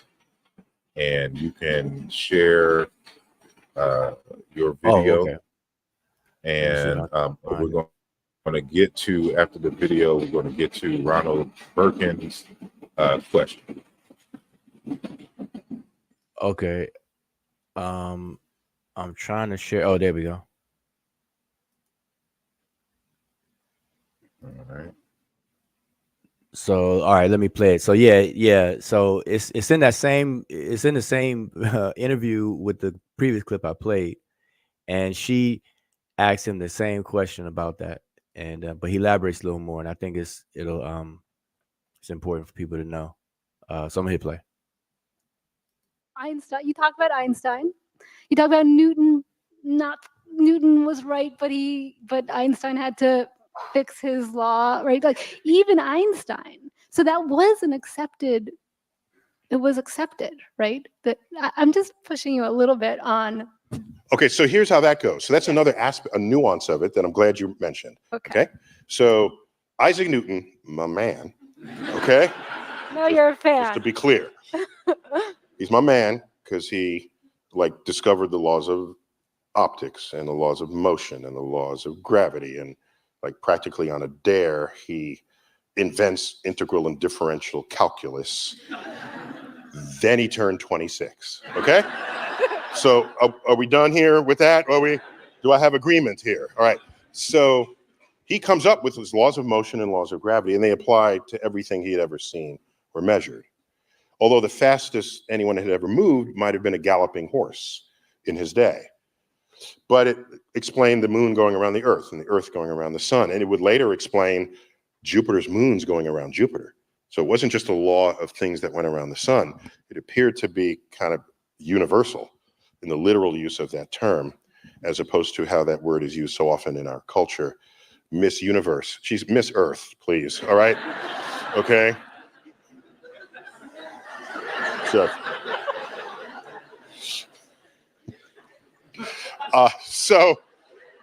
So what we later learn as our methods and tools become more and more precise. I have to slip something in. Can I slip something? Okay, so watch what happens. So we apply Newton's laws, and we apply them to, William Herschel discovers planet Uranus by accident. Okay, Uranus is the planet just beyond Saturn. So by accident. And this is after Newton's laws of gravity are published. So now we're tracking the orbit of Uranus. You say, no, this is not following Newton's laws. It's got some deviation. So maybe we found the limits, the distance limit over which Newton's laws would apply. That'd be interesting. Mm-hmm. But other people said that Newton was so badass, it must work, okay, even there. So instead of suggesting that his law was failing, clever people said maybe his law applies, but there's yet another planet out there that we've yet to discover whose gravity is tugging on it, and we did not include that in our calculations. So let's do the math and ask, where must there be a planet of what mass to create the deviation that we measure? And those calculations were done, and they were published, and an observatory in Germany got hold of those calculations, and they looked in the exact spot of the sky that the calculation said Neptune was waiting to be discovered right there. It was a triumph of Newton's laws. And so this gives us confidence. We're not just pulling this out. We calculate this, and the observations show it. So now watch what happens. We have better and better measurements, and we find out Newton's law is failing.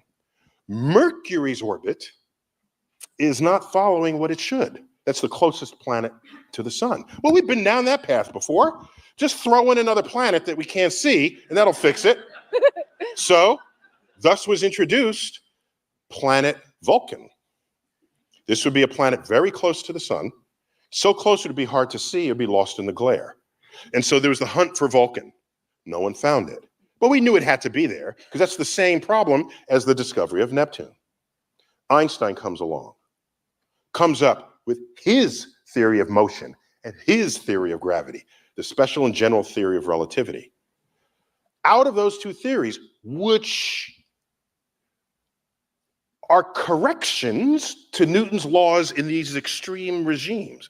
If you're near the sun has very strong gravity. If you're moving around in that strong force of gravity, Newton's laws begin to fail.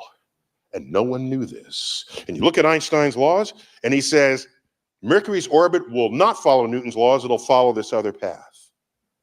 Find out. And it exactly explained the deviations of Mercury.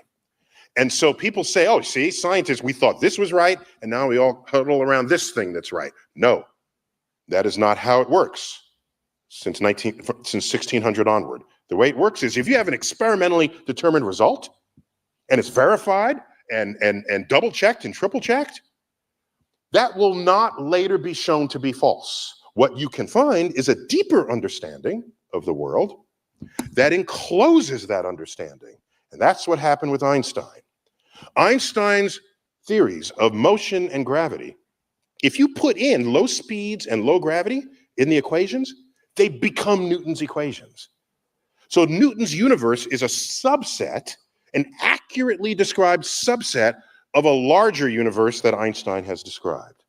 And even with Einstein, his equations can't take us to the center of a black hole, the singularity that's there, the singularity at the beginning of the universe. We know now that his theories fail. They blow up on the page. So we have a whole frontier of science. The string theorists, you've heard of them. Okay, yeah, I'll just pause it there. So I think that covers the point. he elaborated more. He said when you plug in slower measurements or whatever the case is, it becomes Newton's equations. But then, different situations. So one encapsulates or encompasses the other. And there you have it. Indeed. And this actually speaks perfectly to the meaning of Kemet issue, because you have Egyptologists who argue that Kemet applies or is associated with fertile land. There's an aspect of it where they're saying that the etymology comes from Kim, black, and applies to the soil.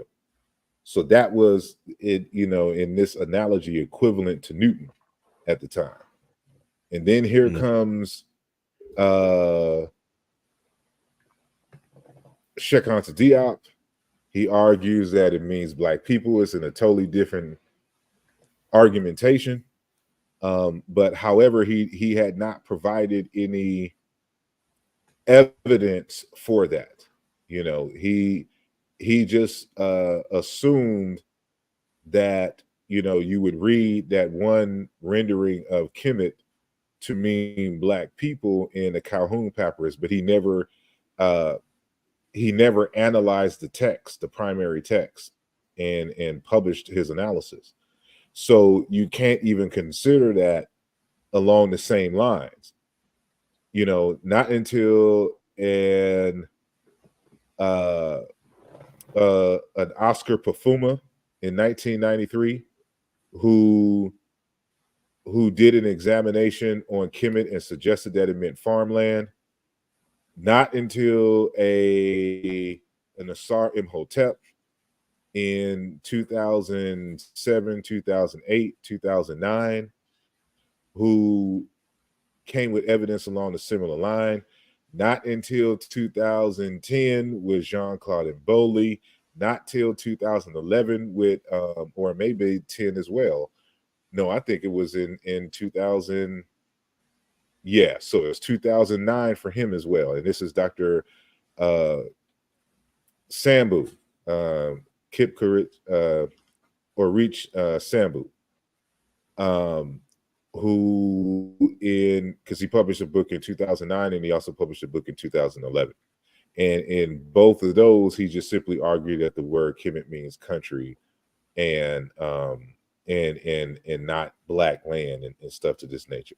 So you have these particular texts, but there's only one text that goes into a deep analysis, and that's the text that I published, Race and Identity in Ancient Egypt, Volume 1, that came out in 2023, right? And so this would be equivalent to, Einstein's in our analogy here, and it doesn't overturn what was previously discussed in Egyptology. It puts it in its proper context, and so I still argue that it is in relationship to fertile land. The only part that they got wrong, in my opinion, based upon the evidence, is that it derives, the word Kemet derives from a root Kim that means black, and that Egyptologists are linguists, and they don't consider, for example, paronymy, homonyms, homographs, things of this nature in languages. So, they just kind of went with their first mind without going through the necessary process to, validate their assumptions. And this is the scientific process. This is what I learned as a computer scientist, bringing it into the realm of Egyptology and in linguistics here. Like there's a proof process, and proof is part of the domain of mathematics and logic, right? So there's a proof aspect to this where we're arguing this logically, and then there is the science aspect of this where we're dealing with attestations, primary texts, and alike, artifacts, where the written word is present and the context for which it exists. Like all this stuff comes together for these types of analyses, and these are the kind of things that we got to do if we're going to be bold enough to sit here and argue with folks on particular subjects. You have to do the work. But go ahead, Patal. Yeah, I was just going to definitely concur. And I was just going to add, when Ujaa went away, I found myself, I know you still do videos and I was still listening, but I found myself learning with Brother Jonathan Owens. And it seems logically, I'm not even going to bring up the people part. I'm just going to talk about the Kemet, meaning black land.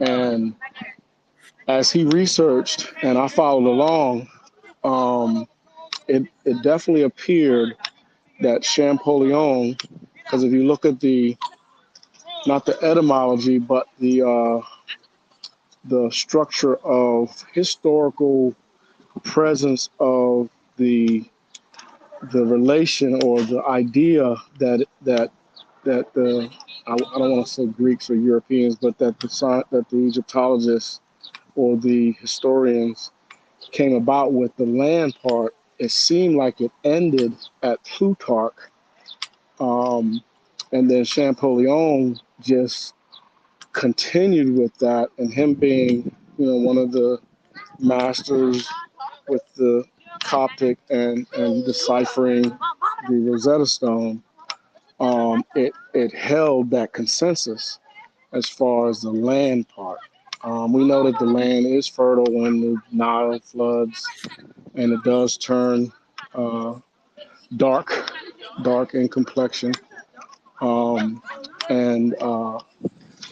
I would just say, like you are displaying, there's not really been a rigorous scientific research that definitely concurs with that argument that has always been.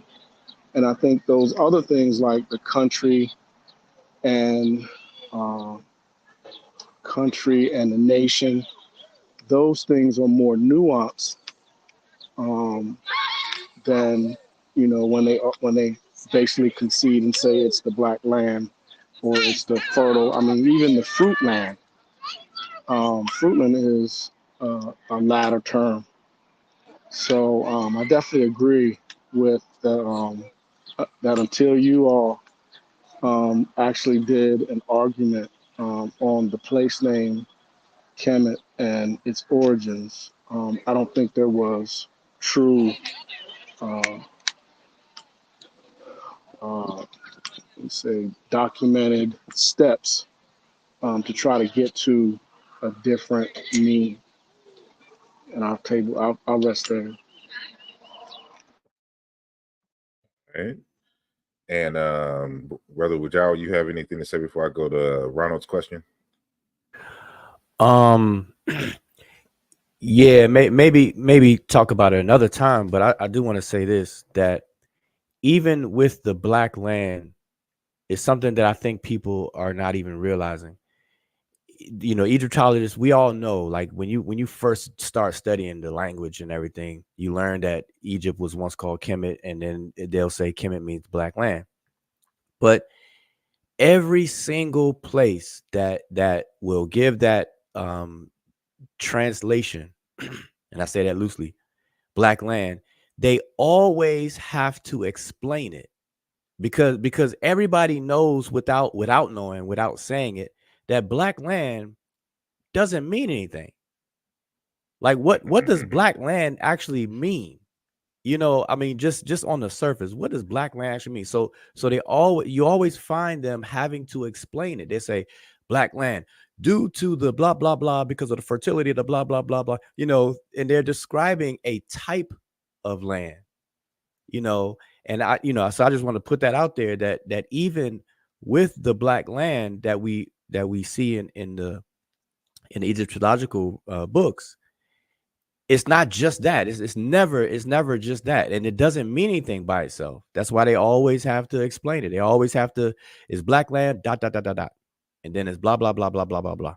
Every single time. Every single time, without exception.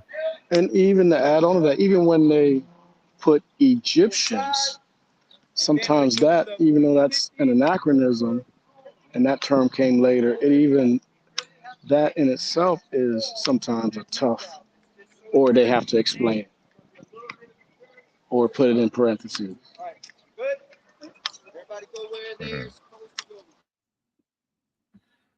Now, I'll probably come back to that statement because I want to say something along those lines.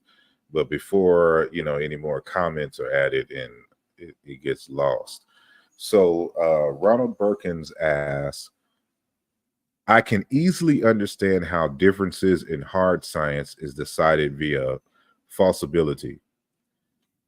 But how do you do this with the soft sciences like archaeology or linguistics? Now, in it depends on the subfield in which you're talking about, for example. So in any scientific endeavor, there is always going to be the requirement of attestation of evidence, right? In physics, you could do experiments in terms of motion and weight and the like, in terms of like chemistry, in terms of quality of materials and the like. But like in archaeology, again, it's always going to be based upon what is left that has been recovered, because part of the process is the gathering stage. The other part of the process is the documentation, the sorting and organization stage. Then there's the examination stage. And then there is the filling in the gaps stage. Because when you're dealing with archaeology, it's not like they had 24-hour, 24/7, 365 videotapes in ancient times in all areas of the earth that we could just go back and watch the tape.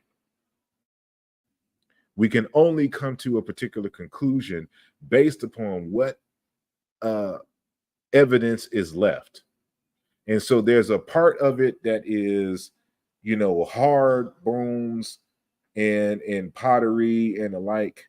And then there's the other part that is actually narrative, it's literature, right? Because you have to put together a narrative that syncs all of the attested evidence together and kind of hypothesize what was going on.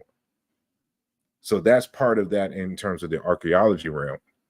In linguistics, historical comparative linguistics is not science at all.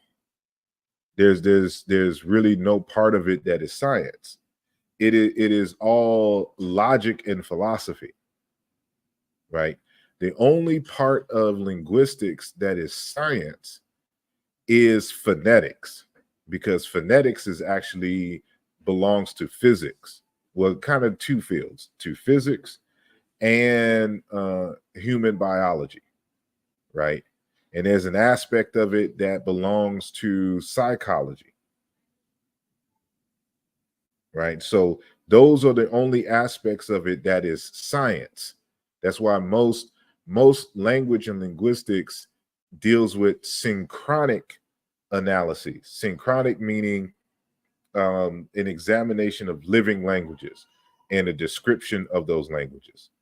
So when we start analyzing the actual sounds, of a language, we can only scientifically study the sounds now because we have the technology to record them, and we can look at the graphs and everything. We can look at the spectrographs and kind of see some underlying things. We could take x-rays of of people's mouths when they're doing speech, and we can tell where the tongue is, and how it curls, and the throat and how it moves, and we can analyze these, aspects of motion, but when you're doing historical comparative linguistics, you can't do any of that, because we can't resurrect the dead. We can't resurrect the ancient Egyptians.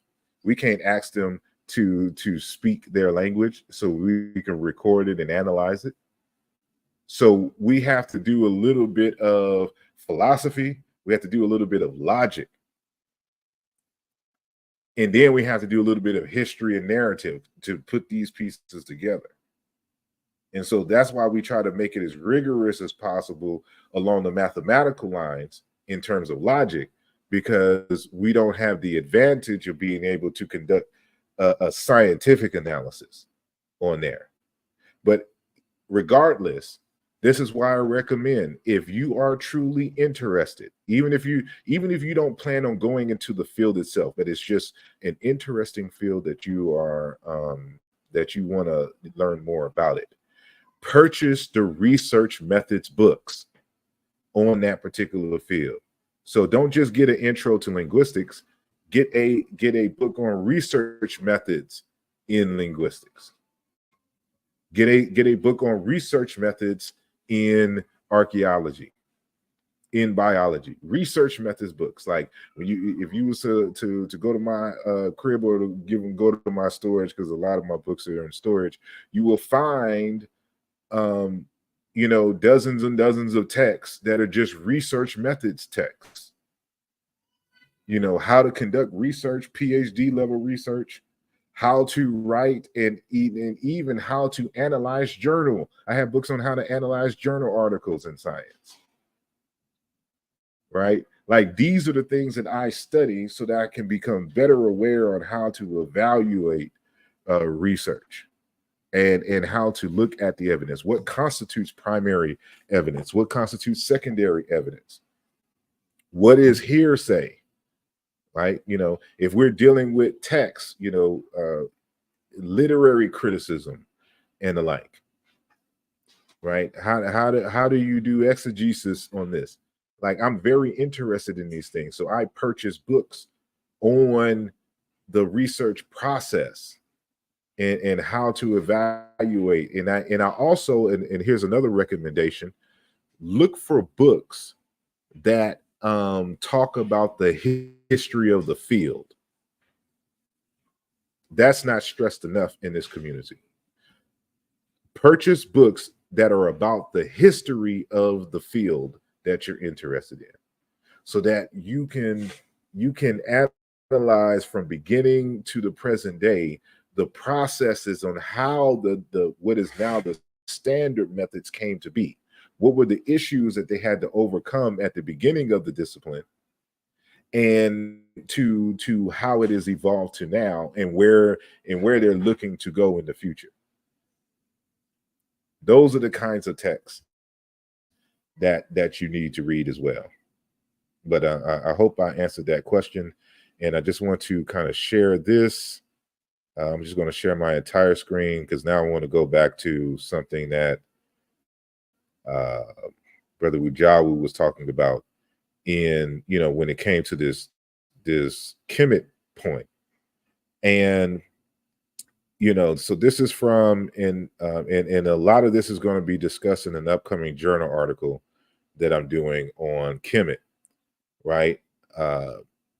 And so, for those that don't know, my analysis of Kemet defines it as a pasturage with an abundance of grass and water. Cognates you could find in Sumerian, Kiduru, damp ground, irrigable land, Chiluba, Chiankanda, piece of land, field, part of land being plowed in the day, in other words, farmland, right? But there are also internal cognates in the language, right? So Kemet has many different forms in the language, and that's one of the things that you'll see in the Race and Identity in Ancient Egypt Volume 1 text, right? Where I can, and this is a process of logic that that I explain in chapter 1 in the method section on what we call proof by contradiction, right? So, you know, when I'm finding these alternative forms of Kemet, the alternative, the doublets in the language will inform us if the etymology leads back to black or not. And that doesn't seem to be the case. So here's another cognate of the word Kemet. It is Zemer. And in the Wartabush, it just has it as country name, right? But when you go into the TLA, it has a note there. And it goes into more detail. So it tells you Zemer is the name for a specific type of land that is mentioned a few times in the late Old Kingdom and the Middle Kingdom, without the passages providing much information about the type of land. According to a grave inscription of Nefer Seshem Pepi called Seneni, it is a land full of cattle, goats, and donkeys. And according to the Treaty of Siyut, it is arable land on it. And then it gives some sources and stuff here. And behind it is a Rush M22, da da da da da. Gardner suggests a reading as Sedge M26, and thus Zemer Shema, Zemer, land of Upper Egypt, a country name. So the cognate for the term, well, one of the cognates for the term was specifically an arable type of land that referenced essentially Upper Egypt. And I'll be getting into my analysis on how Upper Egypt really is, which is this word Shema that it mentions here, is really the banks along the Nile. So it's referring to the arable land along the Nile. In other words, the riparian land, right? And so, you know, in the text Ki Baruch Hu, which I cite, you know, Ogden Golet reminds us that many of the earlier examples of Kemet appear to refer to a type of land rather than to a political and geographic entity we call Egypt. So just like this word Zemer is the name for a specific type of land, so was Kemet, right? And I don't know if I did the analysis prior to here. So here's, for example, I have to prove myself, right? So when we're doing the comparisons, we see here Kim black, Kimim to be black dark, which is cognate with its variant Zemerwi darkness and Zemer dark. Kimi black, so-called black bull, Kemet black cow, Kimiit cattle. Zemer wildlife, Semer wild bull, Shu donkey. And I go into a deep explanation of how the real root of this word is just this right here, wildlife, but more so large, domesticated wildlife, right?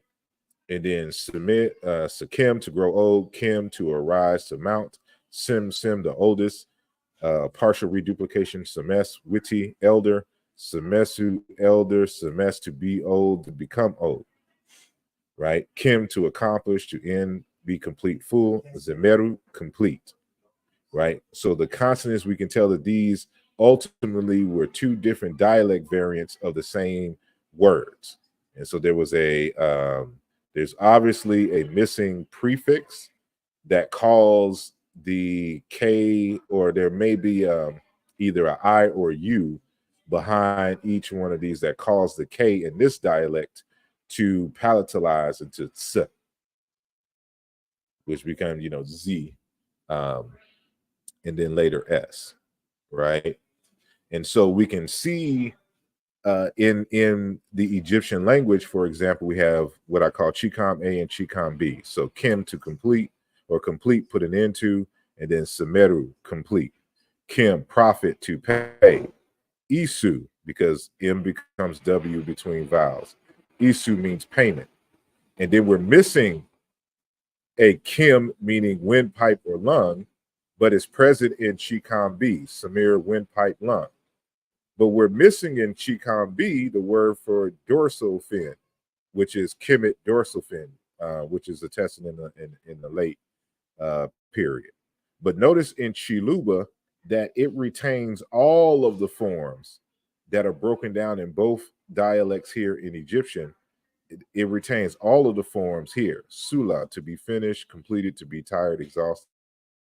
Selah, to pay the dowry for a wife, and Salah, price. Chisulu Sulu, lung. Musalala, fin, flipper. Right? So this is how we can prove that KM also equals ZM and SM internally within the Egyptian language. So we've already created the sound laws, right? And these are some other correspondences that I deal with, but I won't deal with it now for the sake of time.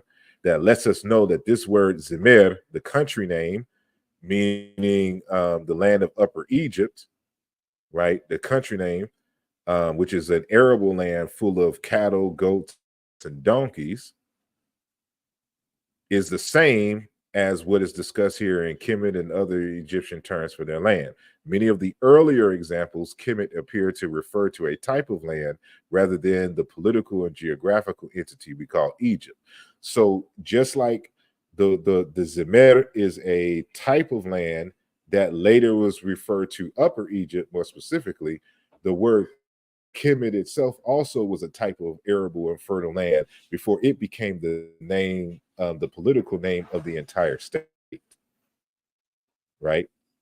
And so, you know, this is the conversation that is happening in the journal article, and we'll have more to say on that at another time. But I just wanted to put that out there, and this is another conversation altogether over here. So anyway, let me get out of here and stop sharing my screen. Any last comment? Oh, go ahead. Yeah, I wish I could show it, but it'll probably take me too long to show this. But to your point, to add on to both of our points, is if people think about this and they ask the question, to list the names that ancient Egypt was known as. Okay, yeah. If people were to just ask the question, what are the names that we know that ancient Egypt was called in terms of the kingdom? And so if we list them out, we know that Tawi is a name.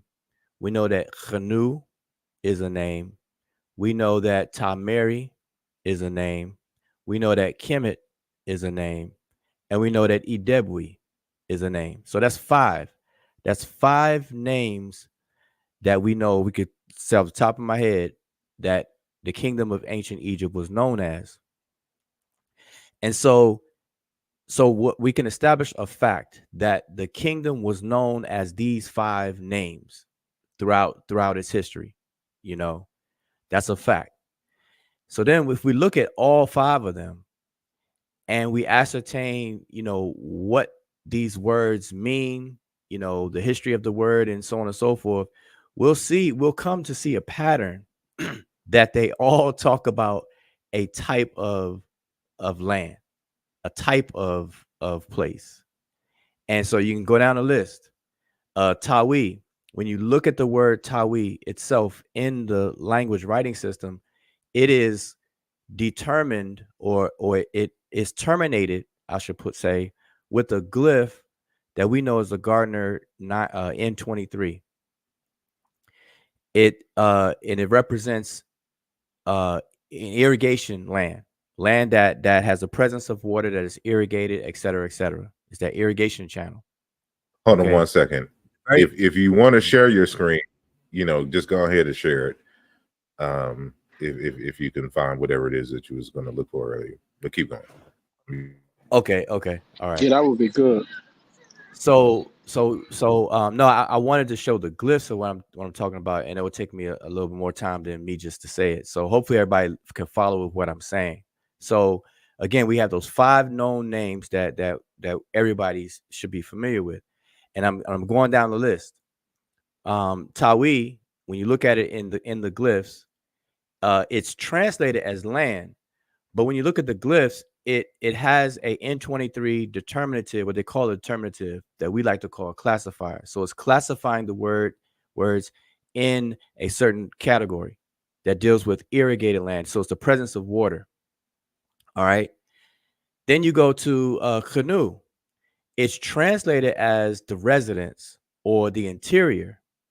But when you look at it in the glyphs and everything, you'll see a mer glyph, the N36, I believe, glyph. And it has to do with water again. All right. So you're gonna see a pattern develop here. That's canoe. Where I stop. Oh, Ta Mary. Ta Mary, the word ta will be the land part. So it's really a compound, ta and then Mary. Mary, if you look at it, it has the water associated glyphs again. Even the word myrrh, it's not myrrh as in love, to desire, to wish. It's myrrh as in water channel. It has to do with water again. So Ta Mary, the land of inundation. People like to say the beloved land, but when you further look at it, is the land of inundation. All right, so that's 3. Then you get to what else I say? Idebwe. So now we have Idebwe, which is a dual like Tawi. It's a dual. So Ideb is the river bank. It's the place where the water meets the land. And we just say a river bank. It's the banks, the 2 banks. It's dual, so it's the 2 banks. All right, the area of around the banks. Okay, that's Idebwe. So all these are names of ancient Egypt. Then we get to Kemet. That's the last 5th one. I saved it for last. Now we get to Kemet. Now, most people are familiar with Kemet spelled with the 049 with a circle. It looks like an X in it. But Kemet is also spelled with the N23 irrigation canal as well. And then these glyphs that I'm calling off, they all interchange. N36, N23, N20, N21. We went over that in a separate show. But if you look at this pattern, it's clear as day that all of these 5 names of the kingdom of Egypt all deal with types of land, a type, not types plural, but a type of land. And it always points to the accessibility to water. It's always emphasizing the accessibility to water. And that's what it is. So I just wanted to put that out there to kind of add on to what we've been saying and what Asar just said about a type of land, and I don't think people, are aware of that, let alone the 5 names I just gave. In passing, I know people have heard those words before, but not really looked at it that way. So I just want everybody to understand that. Ujama, have you? I know you do a lot of videos on your channel. Have you done that particular video to where you highlighted each land, I guess, nation name or land name within that section of the Nile Valley, and then shown what glyphs were with them and the meanings? No, I did it in private classes, but I'm gonna do it. We're gonna do it. So Okay. yeah, that way I'll show the glyphs, because right now I don't have them pre-planned. So I was just speaking it. So hopefully everybody can follow at least with what I was saying. And also break it down with the And time I see periods. Asar showing. So I think Asar just showed a few of them that I N23. was talking about. Yeah. Yeah.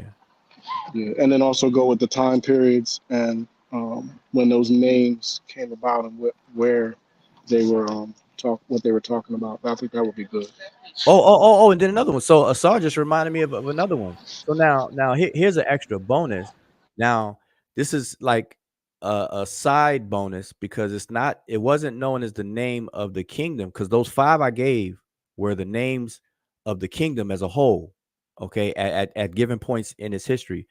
But the actual larger regions within the whole were called Sapat.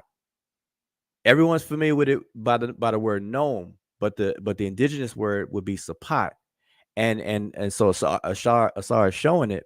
The very word Sapat is terminated with this final glyph of an N23, which is an irrigation channel, but it's also spelled with the 049, showing interchangeability. Okay, so it's showing interchangeability right there. And then the very symbol for Sapat is a cross, is a group of irrigation channels. And so all I'm saying, I mean, the pattern should be clear, because we talked about pattern, about experts recognizing pattern, playing chess. You see patterns in this, and you do this kind of work. So in me doing this kind of work, Asar doing this kind of work, and whoever else actually does this kind of work and put these man hours in, you start to see these patterns, and the patterns will raise questions, and the questions will become research questions. And then you go, you take things further. So yeah, I think he's looking for Sapat. Like the main Sapat symbol is nothing but a large interchanged bunch of irrigation. It's an irrigation system, is what it's defined by. Yep, I know exactly which clip you're talking about. Yep. Yeah. There's one I'm trying to find. I'm sorry, but go ahead. I'm see if I can find it, because there's one I have all three of them. Okay, yeah. So the Sapat becomes interesting and important, even though the word Sapat wasn't a name for the kingdom. But we have to understand that the kingdom was made up of 42 Sapats, 42, 22 in the north, in Upper Egypt, and 20 in Lower Egypt. But all of these Sapats collectively made up the kingdom. And so every nome, the actual glyph for every nome at the bottom, the base of every totem, because it's a Sapat glyph, and then there's a standard, and then there's usually an animal totem or something on top. That base is a system of irrigation. So the message that the pattern is showing us is very clear.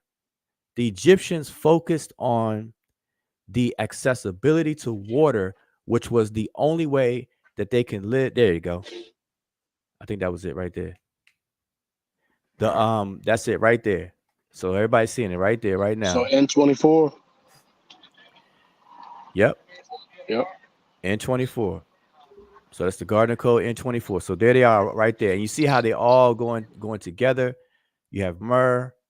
I'm saying myrrh, but it's N36 going into the 049, which therefore goes into the Sapat, which is an irrigation system. You got canal, and then you have the whole system, and that's what it is. So Sapats. And then on top of that, now check this out. The Sapats make up the 42 gnomes. Within those gnomes are quote unquote villages, towns, or cities with the 049. And remember, in geology, geography, and all those kinds of sciences, the larger region, the smaller region that's housed in a larger region inherits the larger region's attributes. So if you have a territory that's known as a certain type of land, within it inherits whatever that type is. And so the Sapat is the larger area, and then these cities or villages or towns with the 049 are within that. So they're all linking together. So there you have it. I mean, that's it. I don't. Here, I have it in the book. So this is. I was just gonna say real quick. Hold on one second. I was just gonna say real quick. Go ahead.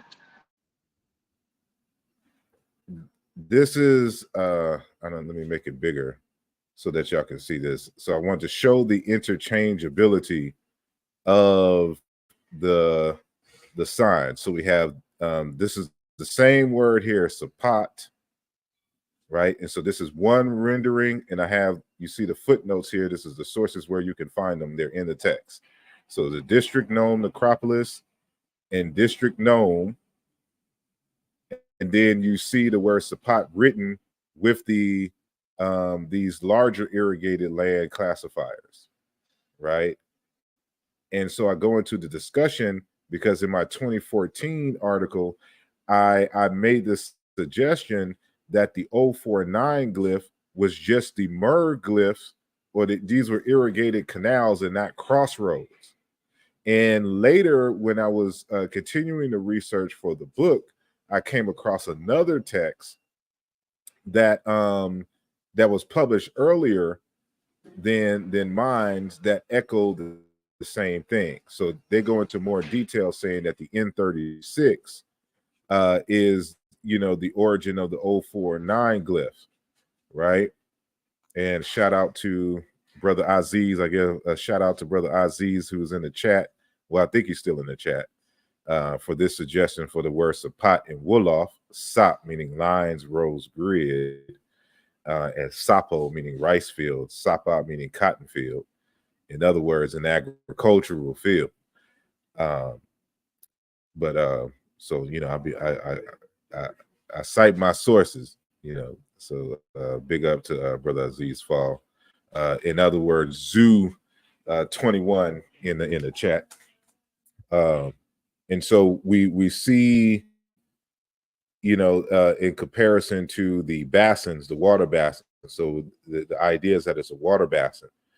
And so, you know, the Van Lep in his text, you know, starts going into the pre-dynastic period, looking at pottery and suggests that this is the origin for the symbol itself, you know, and you would see these designs on the pots, right, for the so-called newt symbol.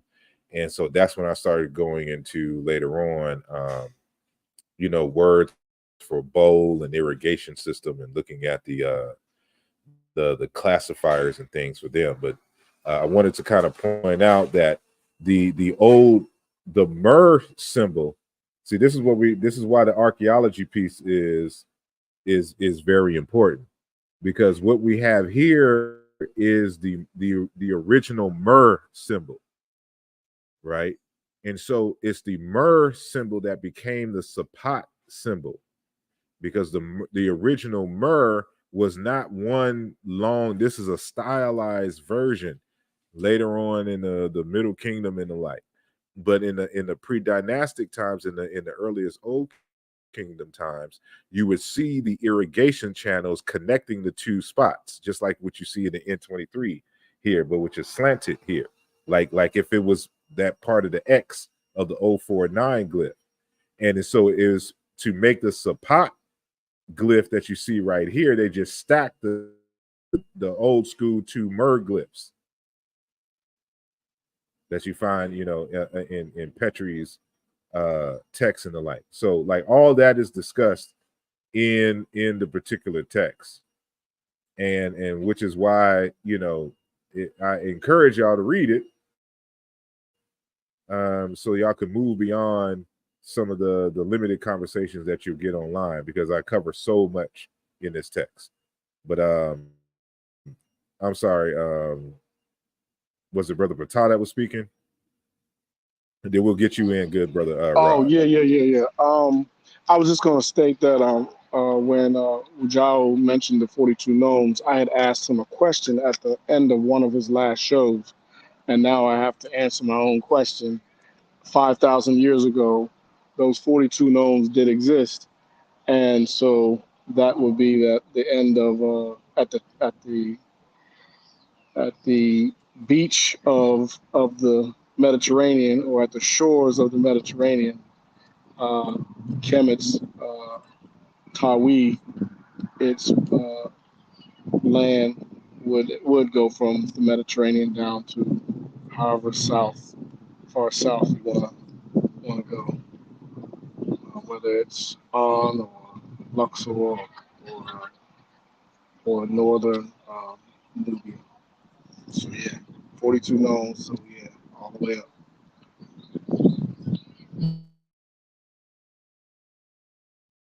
Now prior to 5,000, then things changed. Yeah, I don't understand a word you said.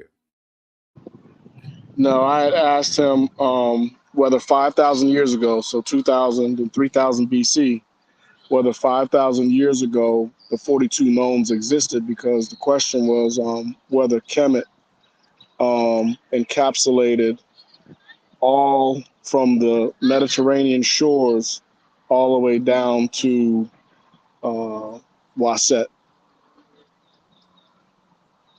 or even further, Now, because there are a few gnomes now even south of I Wasset. remember reading an article that argued that the 42 gnomes did not exist in pre-dynastic times. That was an emergence of the political state, and so it is a confederacy, because the gnomes are political. They're domains. They're political entities.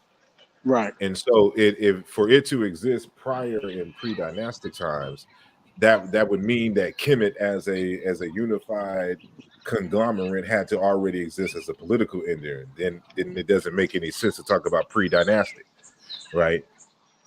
Right. But Even I would have to find that article to where they explain that.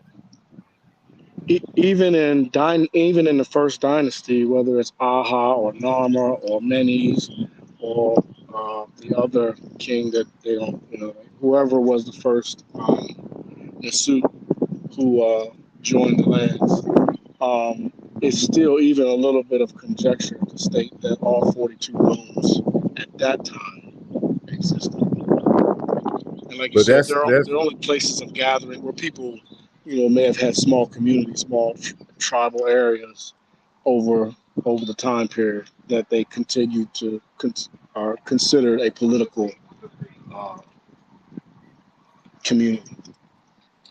now you gotta understand that there's always been people there, right? Now it's no different than, like, for example, in the United States, right? What is now the United States, Texas, Georgia, New York, etc. These places did not exist, prior to recent history, because each state came into being at a different time. But of course, there was already people there, and these were already political territories in their own right.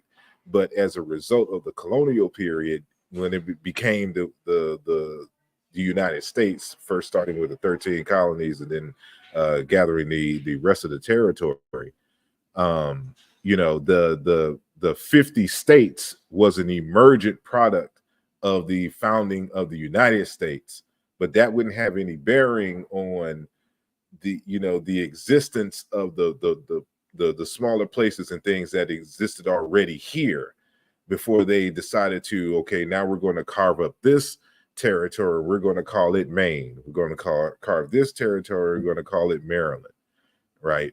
And it could be the same thing in ancient Kemet. But even still, the Sapots, the gnomes, that wouldn't have any bearing on the word Kemet itself. I think the point that Ujamaa was making was simply that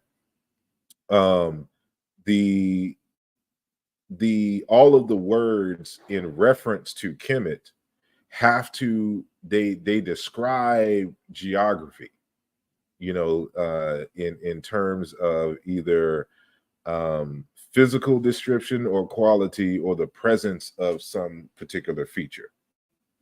And I think that's what he's showing on his, if I blow up his screen real quick, some of the words in the territories. You can see the determinatives or the classifiers in relationship to those land features. But I'll let Ujamaa continue there, and then we'll get to Rod J right after that. Oh, just real quick, I as you all were talking, I just kind of whipped up the glyphs for these, and so the one on the left is Tawi. So even though it's translated as two lands, or even the word Ta itself by itself, it would be one of these, but it's determined by the classifier of N23. Same thing with Idebwi, which is a tongue, they say is a tongue of land, riverbank, and N23. This is one way of that Tom Mary is spelled. We find Tom Mary spelled in multiple ways, but this is one I could do real quick. But it's spelled with a pool of water. This is the word she, which is the word for pool, as well here. Then you have canoe, interior, and notice that we have triple water ripples and a merglyph or irrigation channel. And then you have good old Kemet here that a lot of people are already familiar with. And then, we already showed the alternative spellings of it. So I just kind of whipped these up just so people can have a visual of these. And my point, though, is pattern. So we see the emergent pattern here where it's talking about a type of land, in all instances. And even when we cross over to the what do you call it? The distinction made or the comparison made to even Desheret, a type of land. But that was my whole point, just to show people the pattern that emerges, even when you talk about the names of the kingdom, the various different names of the kingdom. That was it. Yeah, that was good. But Hold I on. thought We're going to go to Rajay because he's been waiting for a bit. Rajay, you can unmute your mic and welcome to the Umbo. Hey, grace and shalom, my brothers. Hey, Peace. I got yes, sir. I have a question. I'm on here as Simply Saved, and I think I had, this is not my expertise per se, but I've been following you, Brother Asar, for years, and appreciate everything that you put into the community. I went to Egypt with you guys a couple years ago, and just beautiful. You're a blessing to the community. I've got a question though. So, and I think I think that this is, I didn't want to pass up this opportunity to ask it. So I've been having this question. I hadn't really had a chance to get any feedback on it, any feedback from a credible source. But I have a perception of history, like some others do, that everybody, let me put it like this.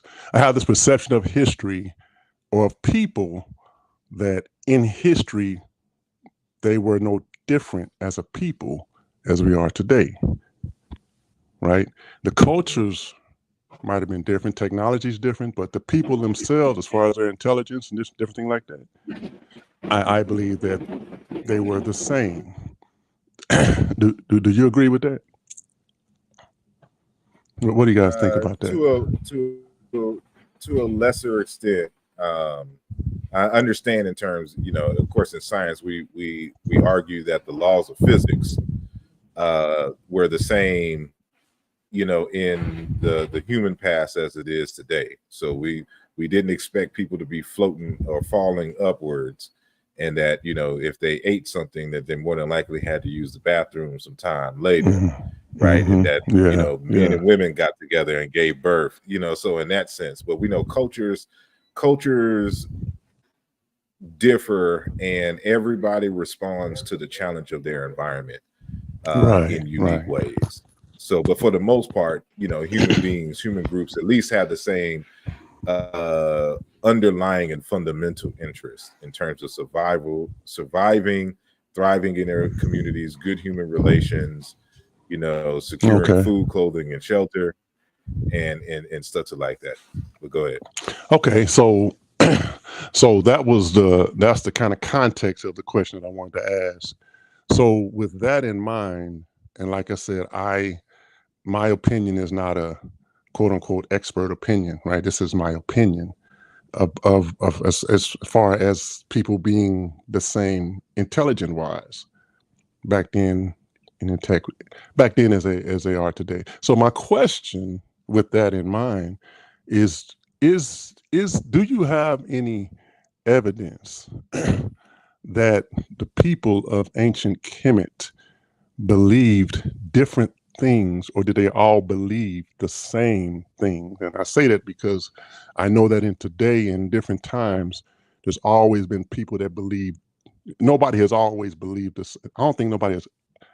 I don't believe anybody has ever all believed the same thing, even though there may be a ruling law or ruling whatever. But as far as individual people, and this may be this is just something I just wanted to throw out there because I'd always been wanting to ask this as far as the ancient. I hear people talking about ancient Africans believe this and ancient, people, and it's all good, but that's just a question I had to put that in context. What do you think about that? Yes, I think it's. I understand the nature of the question because people will say, well, the Egyptians believe this or the Hebrews believe that. Now, I don't think that people say that in a literal sense that every single person at all times had these exact same thoughts, and the literature of ancient Egypt would quickly counter that. You see these differences of opinions, these differences of approaches, of lifestyles, and this was documented in the record. Then it's just a logical conclusion given the fact that ancient Kemet, like many modern societies, have different groups of people coming and settling in with different ancestries, different spiritual systems. And I don't know why it seems like you're breathing really loud in the phone, but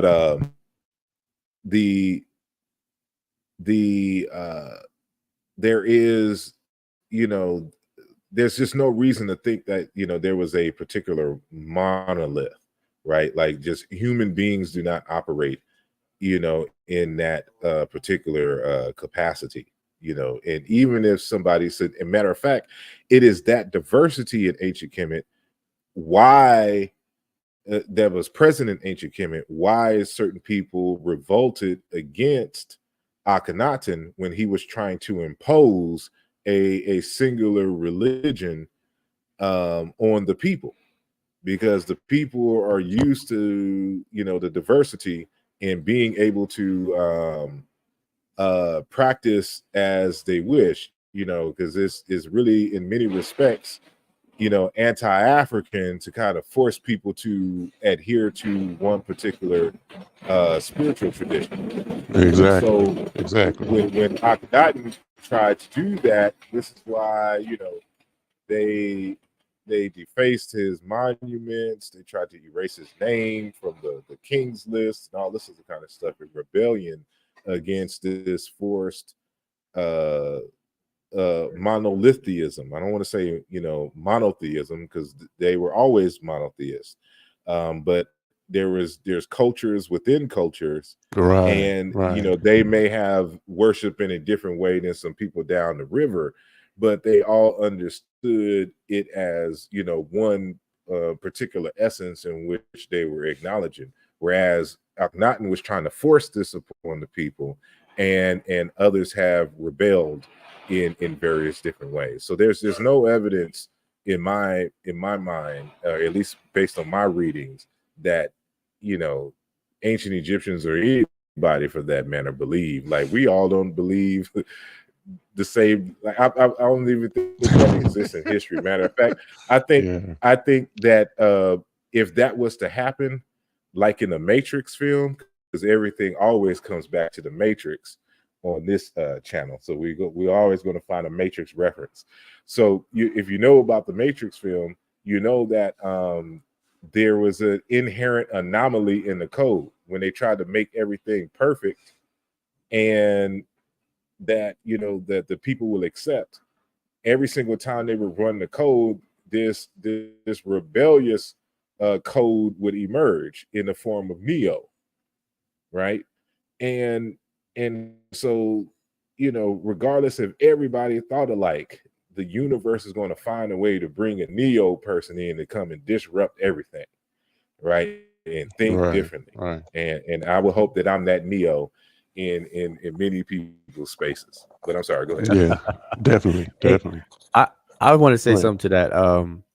That I think based on the things that I studied about ancient Egypt, right? I think that the ancient Egyptians collectively and throughout its entire duration, they in their psyche, they figure out a way to kind of have a little bit of equilibrium with the differences and then the common, like how like a one to many ratio or relationship.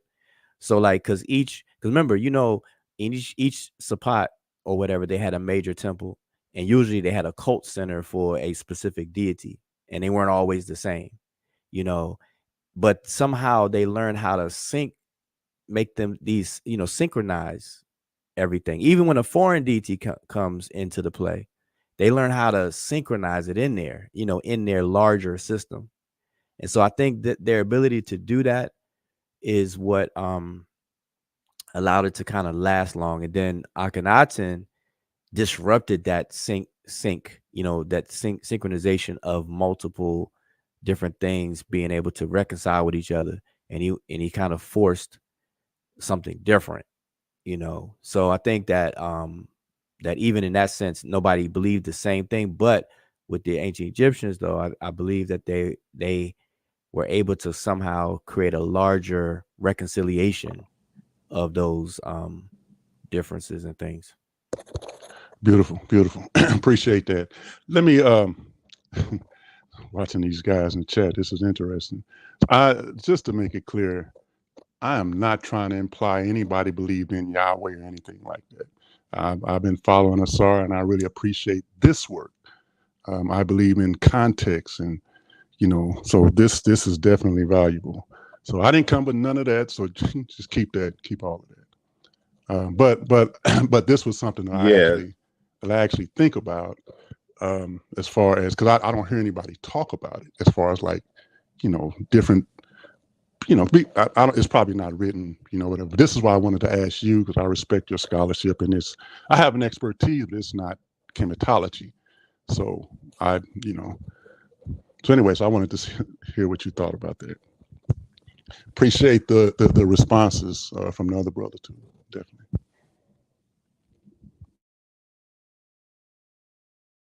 Yeah, no problem. Oh, my bad. It was my mic was muted. But yes, appreciate your commentary and your question. I'm trying to find. I don't think I got a picture. See, my old account. I don't know if I asked a friend request on the new account, but I can't get into my old Facebook account. You talking about the Asar account? Yeah, the with your real account name is okay. Yeah, with my government name. Now, I'm friends with you on your government name, but yeah, that account I can't get into, so I created a new one. So if I haven't sent one okay. already, I'm gonna find it's going to come from Osir. So if you see it, it's not spam. Gotcha. Yeah, it's me. Gotcha. Appreciate that. Yes, sir. No doubt. Yeah, man. But listen, though, I think I might have told you this in Egypt, but the group that we went to, I actually started following them because I saw you on there, and it's just been an amazing journey. I got a lot of respect for you, brother Osir. So you keep doing what you're doing, man, and send me that friend request. We'll do what we do. Appreciate it. Will do. All right. Well, it is going on 3 hours, and so I don't want to make this a 20-hour show.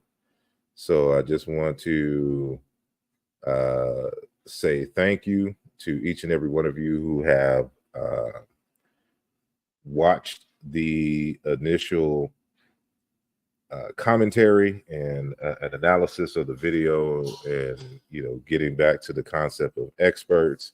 And I hope this kind of sparked something in you to look further into what exactly makes an expert, what is the criterion, and how can you actually, that's more so I guess a part 2 to this discussion. Maybe we can have it on Brother Ujawa's channel, is how do we determine that somebody is in fact an expert? How will we be able to evaluate what are the clues? So we know what it takes to become one, but we don't necessarily, we're not in the gym with them, as they say, as they're, you know, developing their Steph Curry 3-point abilities. But how will we be able to know that they are in fact an expert in a particular area or subject, even if we have no idea about their educational background? So maybe that'd be a good part 2 and follow up to this particular discussion. But yeah, we could do that. I want to give later this week. No doubt. I want to give each one of y'all the floor. Any last words, Brother Patah, and then we'll end with Ujamaa.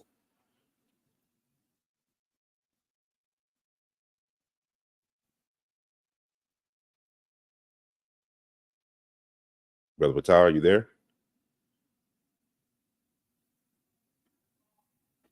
Going once, going twice. He's probably doing his 100 meters in under 5 seconds. Already. Go ahead, Brother Ujamaa. Okay, yeah. Last thing I want to say is, it was a good discussion, good show, good clips. Hopefully the points have been made and solidified. And it is Patah. I do want to say this too, to underscore this. There's a difference between expertise and a PhD. Obviously, people should know now, because you don't need to have a PhD or degree to be an expert, as explained. And on top of that, what I find interesting is that there actually are people with degrees from bachelor's, master's, and PhDs that people would consider pseudo. There are people who, there are actually people who believe in flat earth that have degrees. So I don't want to confuse. I don't want people to confuse. Just remind people, don't confuse all of these things, Just take it as it is. Facts that's on the ground. And that's it. I say peace. Appreciate you doing the show. Appreciate being able to come on the panel. Indeed. And I see you creeping back in visually, at least. Brother Patah, do you have any last words?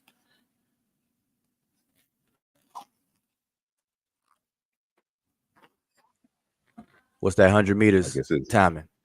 So maybe. So yeah, I definitely enjoyed the bill. It was a good conversation. The information was strong.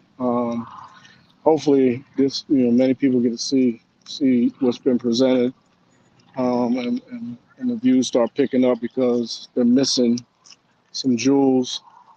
Definitely some information, and as you said, your books have got a plethora of information in them, so you need to pick those up too, learn a little something. But as far as experts, we know that that's a rigorous course activity, whether it's in a scholastic academic setting, or you in the field, or you in the books and doing the research and getting critiqued or peer reviewed. It's a long haul. It's not a short, easy task to become an expert. Indeed. Well, thank you again, everyone who came on. Rod J, and who else came on? Somebody else came on, right? Am I missing?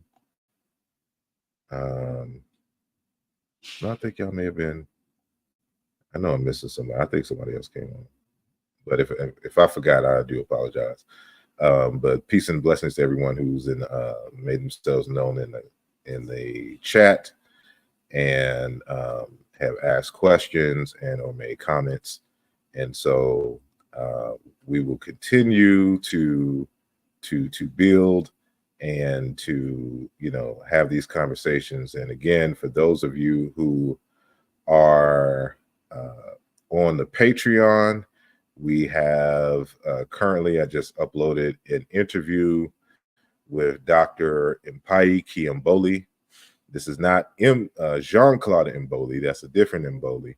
But this is Mpai Kimboli, who is an Egyptologist who went to Oxford and got his PhD in Egyptology. And he is the author of this book here, The Question of Evil in Ancient Egypt, that is currently uploaded. And so I do appreciate each and every one of you. And we're going to have our good brother, we're going to interview this Saturday, our good brother Benjamin Njai, who just released a children's book on spirituality. So I'll let y'all know more. So be on the lookout for that interview. So do appreciate again y'all, and until next time, peace.